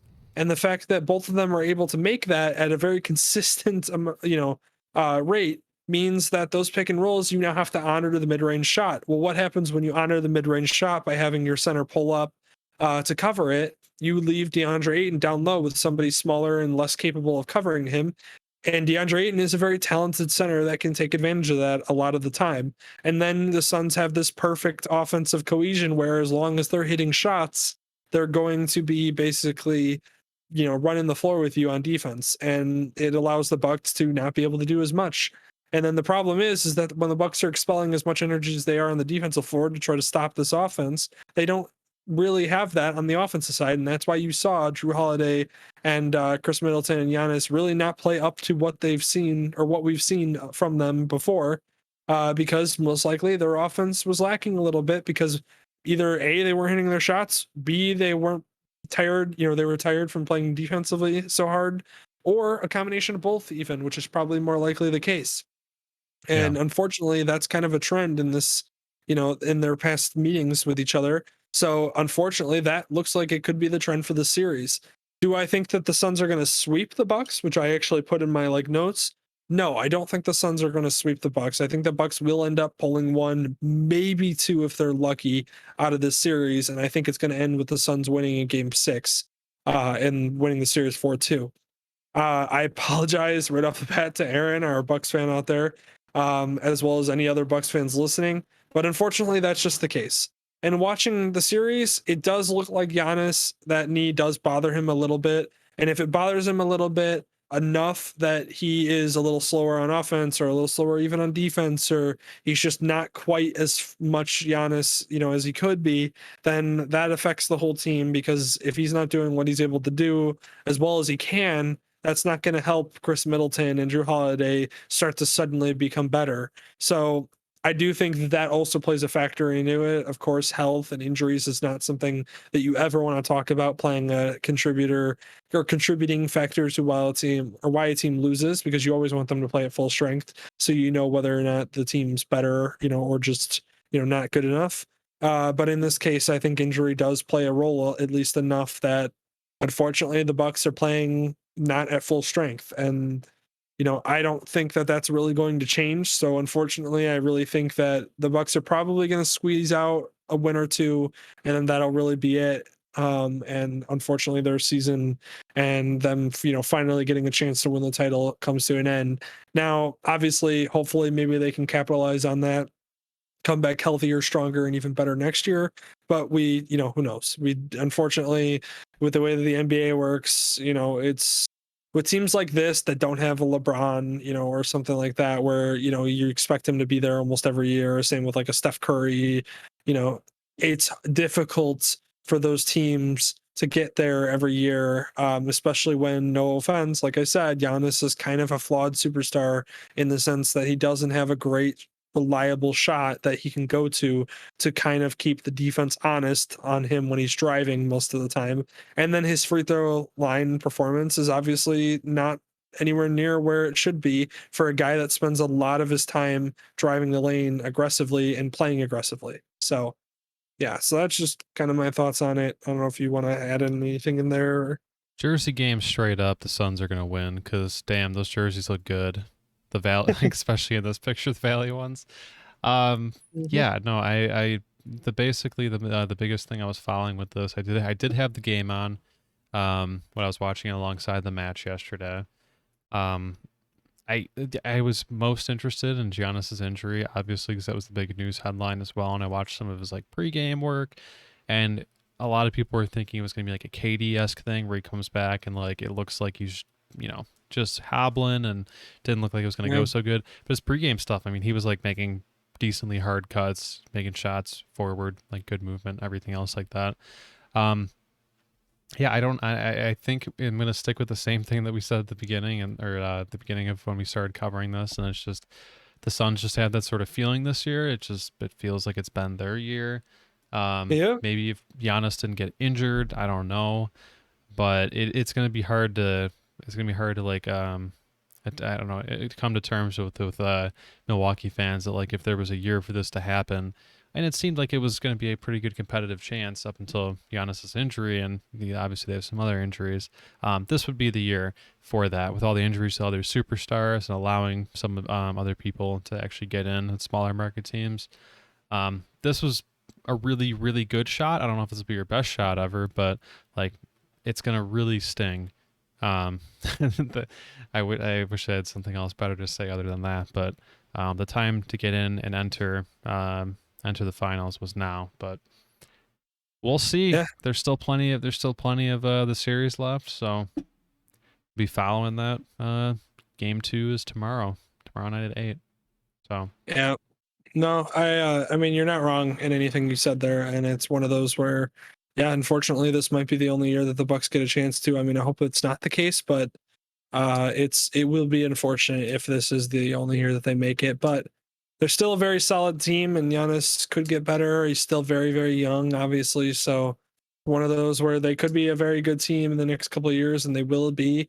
Whether or not they're good enough to make it to the championship, not sure. But yeah, I do agree that there's something about the Suns, and we've said that multiple times.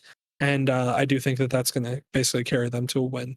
But yeah, the Olympic stuff that I was just talking about, I essentially basically it looks like, so overall after doing a little bit more research, that the Olympics are going to go off probably like normal and expected, but there was a little bit of fear because there was some issues as far as COVID spread and everything in the area. So we'll just kind of keep our ears down to the road on that one. So yeah. but Okay, I've seen a little bit about this, but yeah, go ahead and intro that. yeah, so this is a topic that is unfortunate, and it's sad that we have to talk about this, especially with two women in particular that I actually enjoy listening to as far as their reporting, because they aren't very annoying. They're very intelligent about what they do and what they, who they're able to talk to and everything, and the way that they cover the sport. And that happens to be Rachel Nichols, who you see on the screen right now, and Maria Taylor. Maria Taylor is another reporter who is black, and yes, that will be relevant, unfortunately, to this conversation. With Rachel Nichols, who is white. Again, unfortunately, this is still relevant. But essentially, what happened is there was a phone call released, if I remember correctly, or at least a transcript of a phone call or whatever it was, that essentially Rachel Nichols was expressing displeasure in the way that Maria Taylor was getting like coverage, or the something along the lines of whatever was happening with her. And basically, she said something along the lines of, she only got the job because she's black.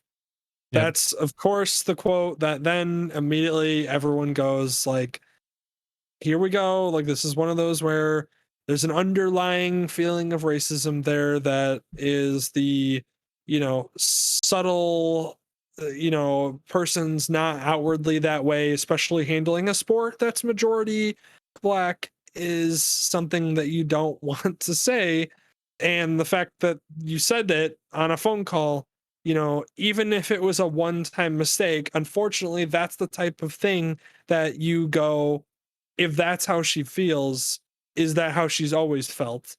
And has she always had kind of this level of racism? And it's a level of racism that unfortunately still exists in a lot of people, and that's the way that it is. And it's what people don't realize, that it needs to be gone. Everybody talks about, you know, well, it's 2021, it's racism's really not that big of a deal, is it? And it's like, yes, it still is, and it still is, even on a micro level like this, where just the subtle hint of, well, she only got the job because she's black, is the type of racism that we're talking about, which is one that's a little deep rooted in a person's personality or understanding of the world, that needs to be wiped from the existence of the world. And unfortunately, this is what happened. And I'm sure Rachel Nichols is a great person. And like I said, I've enjoyed her coverage as far as her career has been.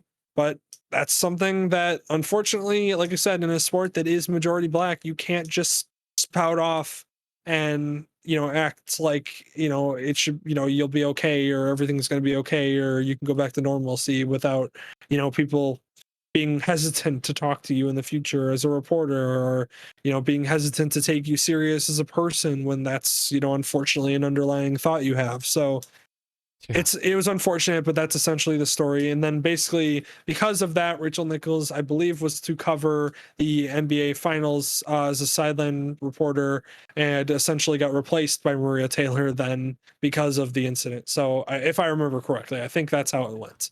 So Yeah, it's just, I mean, it's like immediately one of those things you could just clap back with, like, oh, okay, like you only got the job because you're black. Just like, okay, go ahead and say that to an NBA player. Be like, you're only out here because you're black. No, you're only out here because you're an athletic freak and you're yeah, in the NBA, like, for and a you're very good reason. at the sport. Yeah, it's You're very just, good at what you do. yeah, exactly. I mean, that's like literally, that one should be straight in your mind. Of what's going on, and like how stupid of a statement that is, because you go, okay, great, I talk to my colleagues and I talk to NBA players, like, okay, let's make the connect there. It should be that easy, but I'm sure this was something said, and I don't know, it's just stupid frustration, and just probably never thought it would come to light, and it did. But the prevailing thought is that that's going on in your head. That's what you believe. That's how you're defending yourself, and why you didn't get the that precious position that you wanted. So, I mean, there's enough wrong there to go off of. We both agree on that part. So, yep, one of those It's like things just comes up. Yeah, that's pretty much all. yeah, like I said, it's one of those, like you said, one of those things where just it's, you hear it and you just go, like, you just have that thought immediately that is like, well, hey, if this is how you thought in this situation, this is how you've always thought, kind of thing. And again, being in a sport that's majority black, probably not a good idea. So that's Yeah, all I gotta say about that. And hopefully, it's hard because it's like, I don't want her life to be completely ruined because of that. People make mistakes, yeah, but it is one of those where it's like, this is what we're trying to get rid of. This is the type of thinking that needs to get, be gone from our country and the world. And unfortunately, if this is still going on, even in an NBA reporter covering the league, like this, is just unfortunate. And yeah, it's, nobody should attack her or come after her, because that's not the way that you should act. But it is one of those where, again, you just point to it and you go, this is what we're trying to root out. yeah, definitely. So, Yeah. all right. Uh, And then we rotate over to a topic that is an interesting one, because it has a couple different viewpoints on it. And my viewpoint personally on this is, I think Reggie Bush should get his Heisman back. Now, if you're not familiar with the story, the way that it was is that Reggie Bush, back when he was playing for USC, took money from the university. I believe the number that is reported is around $300,000. I think it was probably more than that, but essentially that's what they're saying he took from the university in order to come play at USC. Now, you can say, what you want about that being bad and whatever. Nowadays, it's funny because the NCAA just literally passed the stipulation that now athletes can make money off of their name, image, and likeness. And so it's one of those where I don't really know if he would actually be in trouble at the time of, if this happened nowadays, it would be frowned upon, but it definitely wouldn't be as blasted as it was back then. And essentially, they took away his records and stuff from the season, essentially saying that the season didn't exist. And then they took away his Heisman trophy. So he actually was like, had to give it back, kind of thing. So it Oh, was one of those where to me, it doesn't make sense to do that because, yes, I understand that you want to punish a player for breaking rules. I get that. But what doesn't make sense to me is in a world where we now understand that that's legal, not legal, but, wouldn't he would have had a different avenue to receive that money in college than he did getting it from under the table, that he did then. It makes sense to me to just give him a season back and give him the Heisman back because his play on the field was incredible and he was one of the most electric players that you'll ever see in college football and was an incredible player as a running back for USC. And it's one of those where you just go, it's not fair to punish just the player as well as you have. If anything, you should punish the university, more so. So, right. that's my stance on it. That's the situation essentially. And like I said, in a nutshell, I think that he deserves to get it back. Will they give it back to him? Probably not, just because that's the way that it works. The Heisman committee actually stated that they would reinstate his Heisman trophy, but of course they said that they would only do it if the NCAA reinstated his season and records. So it's one of those where it's like, well, listen, we'll give it back to him, but they have to say it's okay too. And it's like, okay, so you're not giving it back to him really because the NCAA doesn't seem like they're going to budge on that department. So if they're not going to budge and you're not going to budge, then I guess he's not getting anything back. So you saying, well, we would have if the NCAA, no, you're Yeah. covering yourself. It's a dumb statement to make in a situation to me that doesn't make quite as much sense as it, and it's just give him back the Heisman for the love of God. Yeah. That's all I gotta say. Just to say they tried. It's like, oh, well, we tried. The other guy wouldn't really let it happen, though, you know? Yeah, that's what I mean. It's like literally being like, well, don't blame us, blame them. And it's like, no, dude, you both were in the room happy to take away the trophy in the season together. And then the moment that you start going under fire, you're like, well, it wasn't us, it's them. They're the Yeah. ones that are the problem. And it's like, you're both the problem. Oh, yeah. Don't get me wrong, you're both the problem. It's just, you both can rectify the problem, you just aren't. So, Yeah. You but choose not to.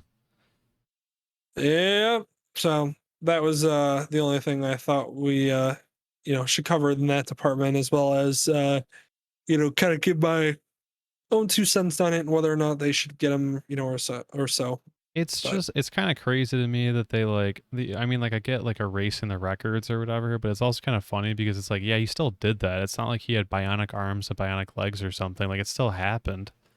I mean, he yep, wasn't coked out of his mind or something. He took money. I mean, do what you yep, do with that, what you will and everything, but like, he still played. I mean, that screws over like everyone else on the team too, because I don't know, you're not. It's just one of those semantics things. Like, if you're talking about evaluating players that are around him for the NFL and the draft and everything else and stuff, they're not gonna be like, oh, that's weird, huh? The offensive line, like, oh, they only, blocked for this many snaps or something, or this many yards, because they just, I don't know, these like thousands of yards were just wiped off the books. It's just it's a weird way of punishing someone for that. I don't think that's the way to do it. Because it impacts the team as well. And he's still going to go around and say, I mean, he still won the Heisman. yeah, You still did it. You're not going to change it, pretend. You can't just like cover your eyes and be like, oh no, it didn't actually happen because it's not in our record books because you cheated. I don't know. yeah, Weird. That's silly to me. That's like a silly little game to play. But yep. And so yeah, just dumb. Just give him back his Heisman. Reinstate the season. Give him back his records. And if you want to make an example out of anybody, make an example out of the team. And you know what, the reason why my dad has always hated Pete Carroll is because right before all this punishment was handed down on USC and him, Pete Carroll suddenly took a job for the Seattle Seahawks. So kind of funny that he ditches the season before they start to get punished and Reggie Bush gets punished and all Sure. that. But he got a nice cushy job as the Seahawks head coach. So do with that information with what you will. But that's why Pete Carroll's always rubbed me the wrong way in my opinion. So Yeah. but Oh, I didn't even realize anyways, Aaron had stopped by in our YouTube chat. We never oh, did usually he? have any YouTube chatters. I didn't see this. Oh no. Oh And man. Jack Hazard as well. My MLS Oh, news. Oh, you had to delete Twitch. Oh, okay. Ah, damn, I gotta bring that up. Have a pop out next chat. time. Apologize everybody. Yeah. Next time we will make sure that we get that up and running. Yeah, Um, that's funny. I didn't expect that's that. funny. Well, we'll look at your comments from the YouTube chat and try to, maybe I don't know, maybe answer them at some point. I don't know. Either way, we apologize. We'll have that up next time so we can actually see that. I I'll got even my just eyes on it now. I'm watching it, but yeah, my but MLS news, you got to give us some inside information. We got to have something. You got to give us some leaked sources on things to cover.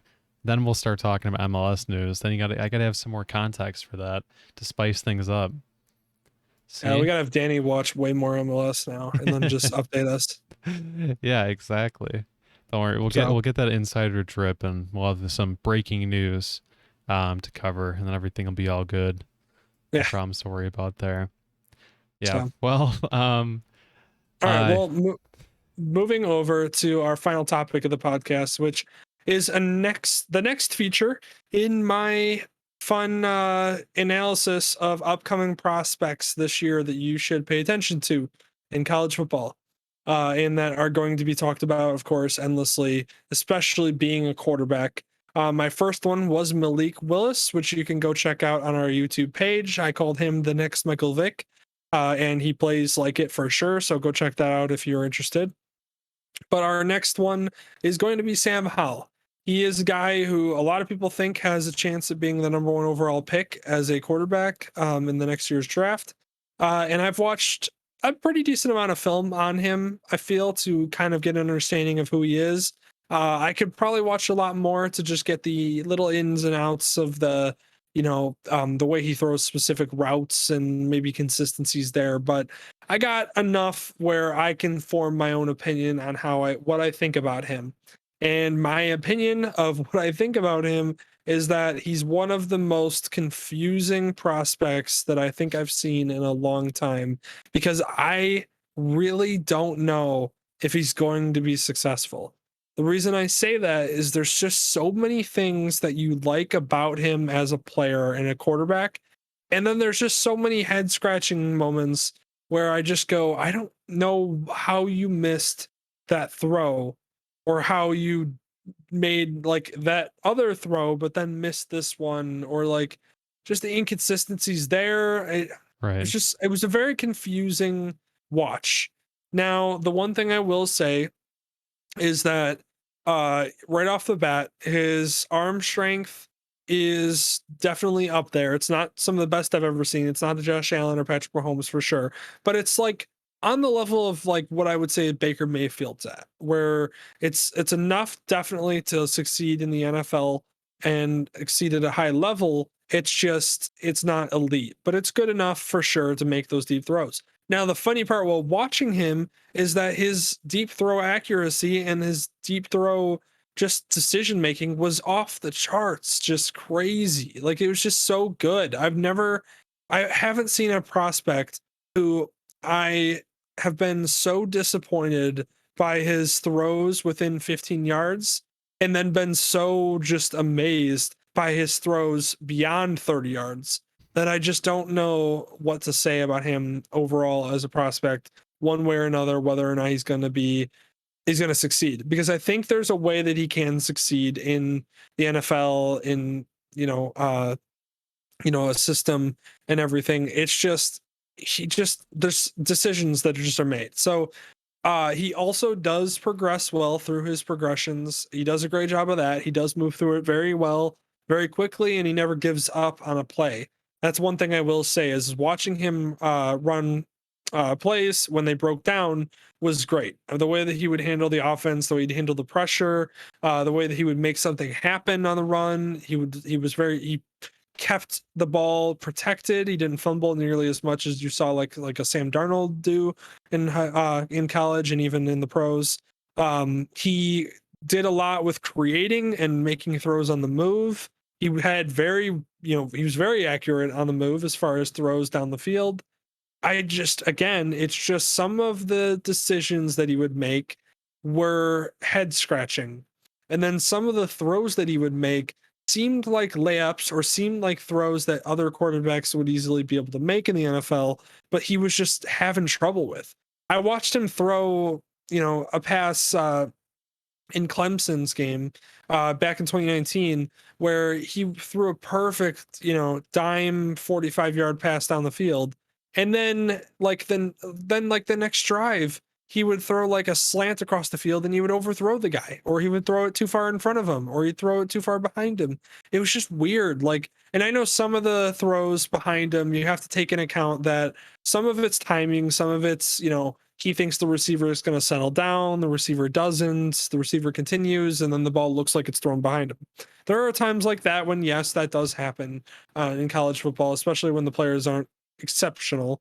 But he just was a head scratcher just because some of the throws he made, it just did not make sense to me whatsoever. I didn't understand most of the time what he was doing, or it was just, he would just do something and I was just like, I don't get where you were throwing the ball. Yeah. He would overthrow a guy by like 5 yards, and it was like, dude, it's not a difficult throw. Like, it's plant your feet and make the throw. I don't understand how you're not. But I'm then the next play, he would throw a perfect dime 35 yards down the field on the move, running to his right. And you would just go, yeah, that's why he's one of the best prospects in the draft, but just confusing. I'm seeing very poignant Trubisky comparisons in the chat. Okay.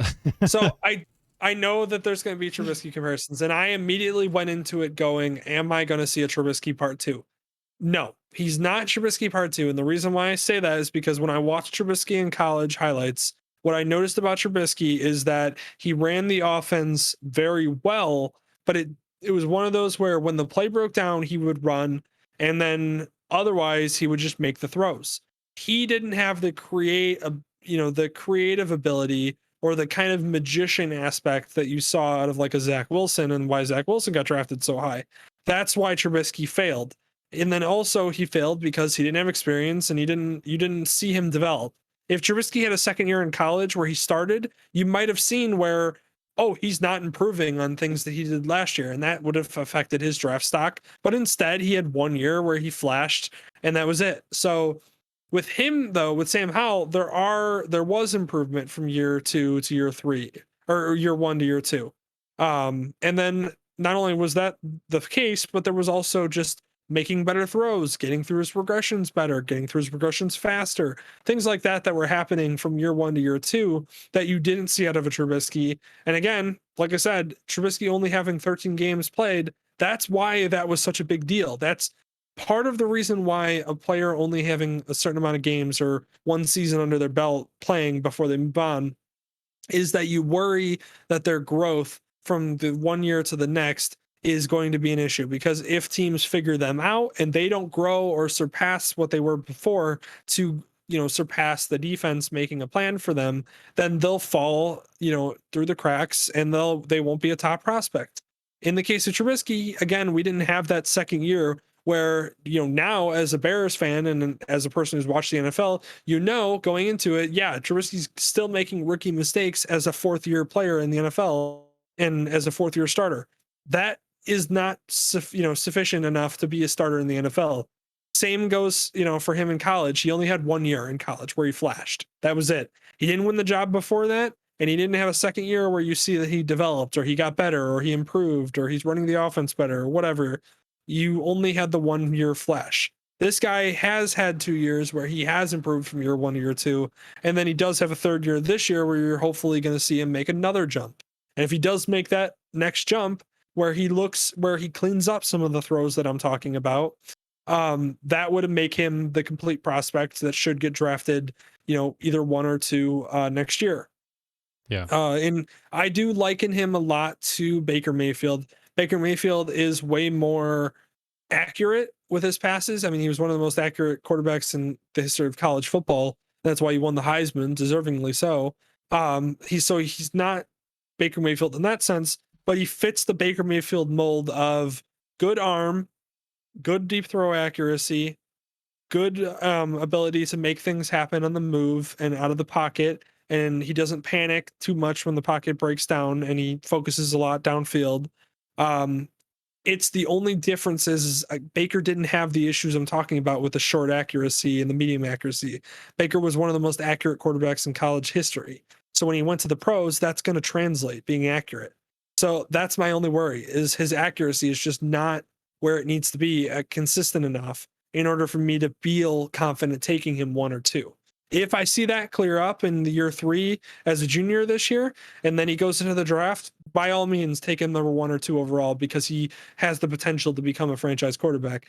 I'm just worried that that stuff isn't going to get cleared up. And if it's not cleared up, he's going to really need a quarterback coach in the NFL that's going to be able to improve that and clear that up for him to be serviceable in the NFL. Because you can't be missing, 7-yard slants or 10-yard out routes. You can't be missing. What do you mean? Sure, you can. You could start for the Bears for 4 years and do just fine. Yeah, thanks, Dylan. Dear God. He also does you straight up can't- look like Baker Mayfield here. Just saying. He does. He's 6'1", so maybe slightly taller than Baker Mayfield, but he's like the same kind of stocky, athleticism, but not super. He's not as athletic as like a Trubisky was in college. He, like I said, gets creative outside the pocket and does well, keeps his eyes downfield, runs through his progressions well. It's just he has issues with the short accuracy, and I don't know what game you have pulled up right there. If you do, I think This is do Notre you have a game? Dame. Oh, the Notre Dame game. Okay, Yeah. yeah, pull that up. And there's just so pull that up and let that play in the background without sound. And we'll kind of go through some of these plays because some of them, again, so skip this intro part because this is them talking about Wakefield or Wake Forest, the previous game he played. The previous game he played was against Wake Forest, and he lit it up. But it's also Wake Forest, and they were down, and so there's questions you could say about that. But this game against Notre Dame is showing a lot of the things that I talked about as far as his deep throw accuracy. That's incredible, but also does show a lot about his short throw accuracy that's very questionable. Okay, So there I we don't go. know if you Sorry, can skip ahead. This was a new a new feature. It looks like I hadn't used on Firefox before, picture in picture, so you can get a little bit of a less wasted space on YouTube. But yeah, where should I go? Interesting. Can you just fast forward a little bit to when the game actually? Oh, here we go. JK, we're starting. Can you play? Is this showing up on the screen for them as well? Yep. Actually, yeah, I got a transition. You're right. Good point. Okay, there we go. There we go. There we go.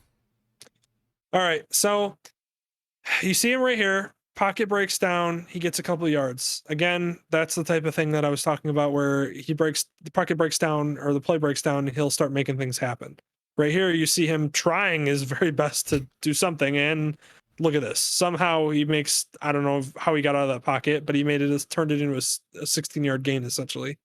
So again, impressive escapability and not very panicky in the pocket where he's going to take a sack like a Trubisky would when the pocket broke down and he couldn't get a lane to escape.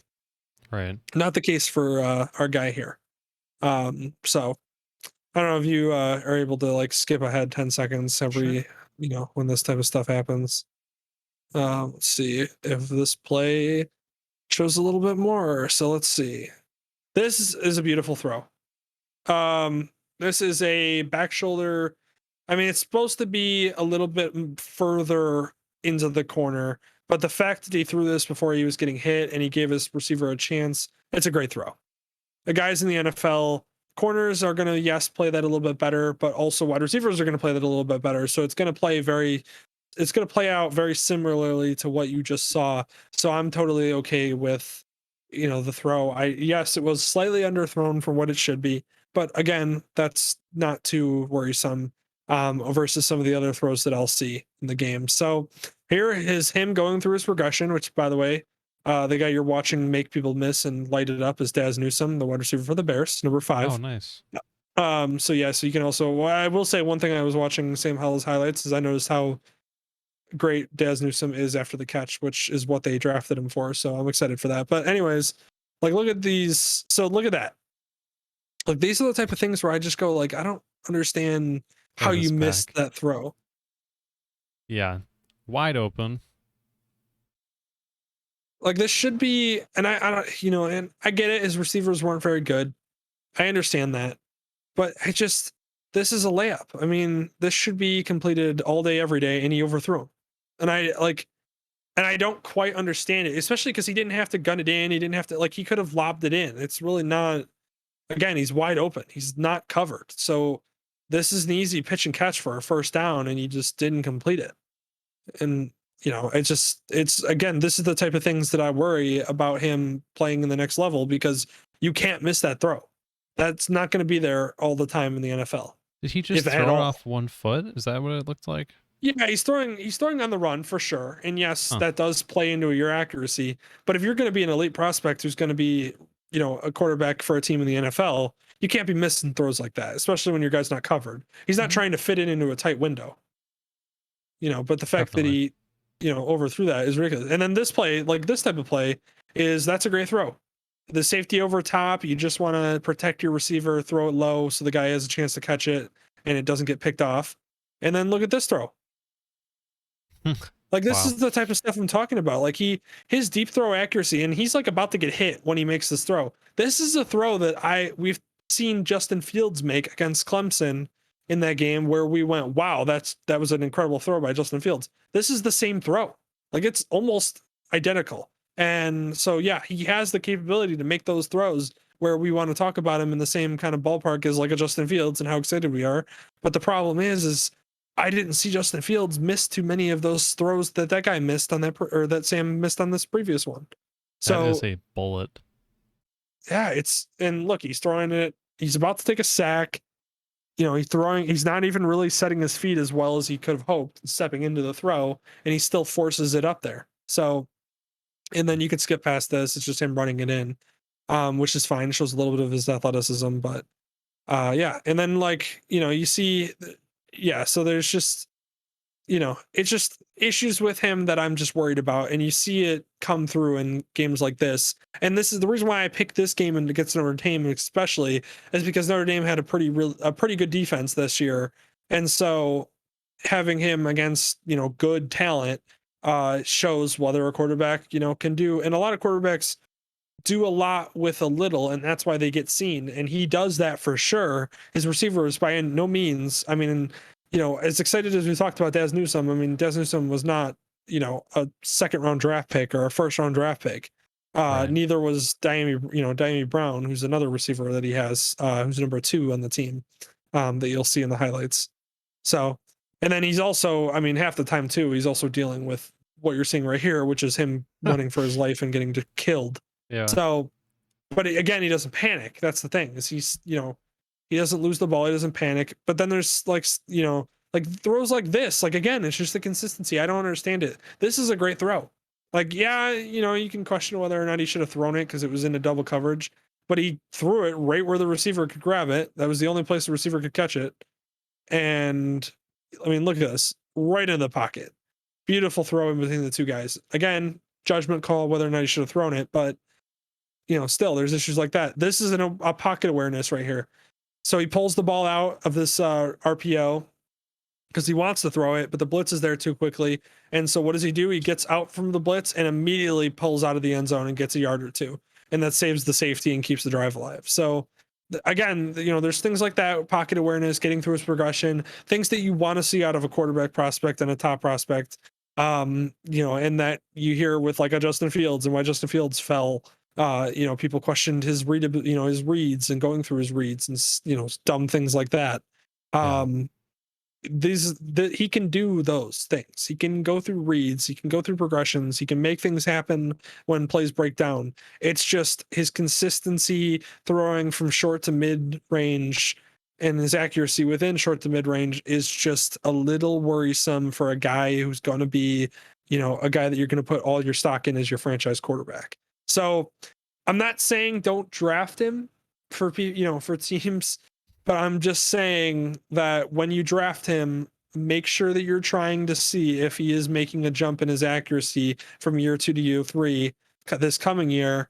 And if he doesn't, you have to understand that you're going to have to work with him to fix that. And if you can't fix that, then you're gonna have a hard time turning him into a winnable quarterback in the league. Yeah. So Makes sense. but otherwise, he's got all the talent in the world, all the aspects that you want out of a quarterback. Maybe obviously you'd like him to be a little taller, but nobody cares. I mean, in this modern world where, Kyler Murray, who's 5'10", 5'9", can win consistently and play well and be dominant, nobody cares. Same with Russell Wilson. Yeah. Nobody cares that much or puts that much stock into height, unless your name is John Elway. So, I was just gonna say that's exactly what I was gonna bring up. Paxton Lynch wanted to draft. The Cowboys wanted to draft Paxton Lynch instead of the. there's yeah exactly. There's Daz Newsome, by the way, right here. Ooh. He's fidgety. I like that. Yeah, well, that's why he was one of the best receivers in yards after catch, which basically means that as long as you get the ball in his hands quickly, he can make a lot happen after. See, and watch this throw. Oh, look at that. I mean, that's an incredible throw. I just don't understand why you can't hit the 10-yard out routes, but you can hit this. Like, it just doesn't. It's just, that's what I'm worried. That's what worries me. Is like, look at this throw. Beautiful. Like, it's a beautiful throw. I just don't. Again, I don't get how you can hit that, but can't hit the 10 to 15-yard out route. It just doesn't make sense. But that's what you're gonna have to deal with, and that's why if you're gonna watch him next year to really evaluate whether or not he's gonna make, he's gonna be successful in the NFL, watch for that type of accuracy. Watch on those short to intermediate throws if he's able to complete them with better accuracy than you're seeing in this video, or if you watch further highlights of him that you see in other videos. If you see improvement in that area, I think you draft him no matter what, because he's going to be a good quarterback in the NFL. You said is he like a first round pick? Oh, if he clears that up and really looks as good as he has, he'll be the number 1 or number 2 overall pick. Oh, okay. So yeah, 100%. He'll be the number 1 or number 2 overall pick in the draft. But if he doesn't clear up those issues, I'd be worried about drafting him number 1 or number 2, because I would be worried on whether or not I'll be able to fix those problems. So you'd really have to trust your, coach's ability to kind of solve those issues or work with him on those issues. Right. So. Yeah, I'm sure there'll always be a team who's gonna, Oh yeah, there's gonna be a team, regardless, that takes a chance, even if he doesn't look like he improved in the film. But either way, there's he's gonna get drafted. It's just like I said, it's I could see Sam Howell being one of those guys where he doesn't make a great improvement next year, but he still looks great because he has those flashes, and then he gets drafted number 2 overall by the Washington football team, and then is out of the league in 5 years. So right. Oh my God, he looks like Baker Mayfield, but like. Yeah, he really does. I mean, like he really does. Universe. But he also plays like Baker Mayfield, so that's part of the problem too. Is I'm like, I don't want to say that he is Baker Mayfield, but that is like similarly the comp. It's literally, the only problem is he doesn't have the accuracy Baker does. So yeah, for sure. Huh. But all right, well, that was the last segment of the day. Your Sam Howell spiel. Yeah, that was my Sam Howell. So good podcast. Covered a lot of topics that I wanted to get through, especially coming off of the 4th of July weekend. It was good to get back into a normal week and the swing of things, and I appreciate everybody for listening. Again, we apologize for missing some of the comments in the YouTube chat. We'll make sure that we monitor those more closely. I'll probably have it pulled up on my screen as well so I can take a look at it. But either way, thank you everybody for joining us or has joined us. And tune in every week, every Wednesday for the podcast, as well as check out all of our clips and stuff posted to YouTube. We're now on to Spotify as well as Apple Podcasts, so you can catch us there as well. If you don't really care about the visuals and you want to just listen to us talk, that is okay. Totally perfectly fine by me. So Yeah. Nope, we've got it all. I might tweak around with some of the on-screen graphics and get some tips from our local graphic designer maybe on changing things up, and also finding a way to include Twitch and YouTube as well. I might do some things as well, but everything else I think you did cover. The Otani stuff on YouTube was popping off a lot. That's always cool to see, and always interesting to see what videos come available. But yeah, I I just see on YouTube our stream was suspended for policy violations. I bet that was because of the video or whatever. Looking at the was it Sam really? Howell video, I didn't know they did that live, but that's good to know for the future. Good thing we're at the end Dang. anyways. Yeah, this is a learning curve and aspect here, and this is that's funny. Wow, interesting. Very interesting.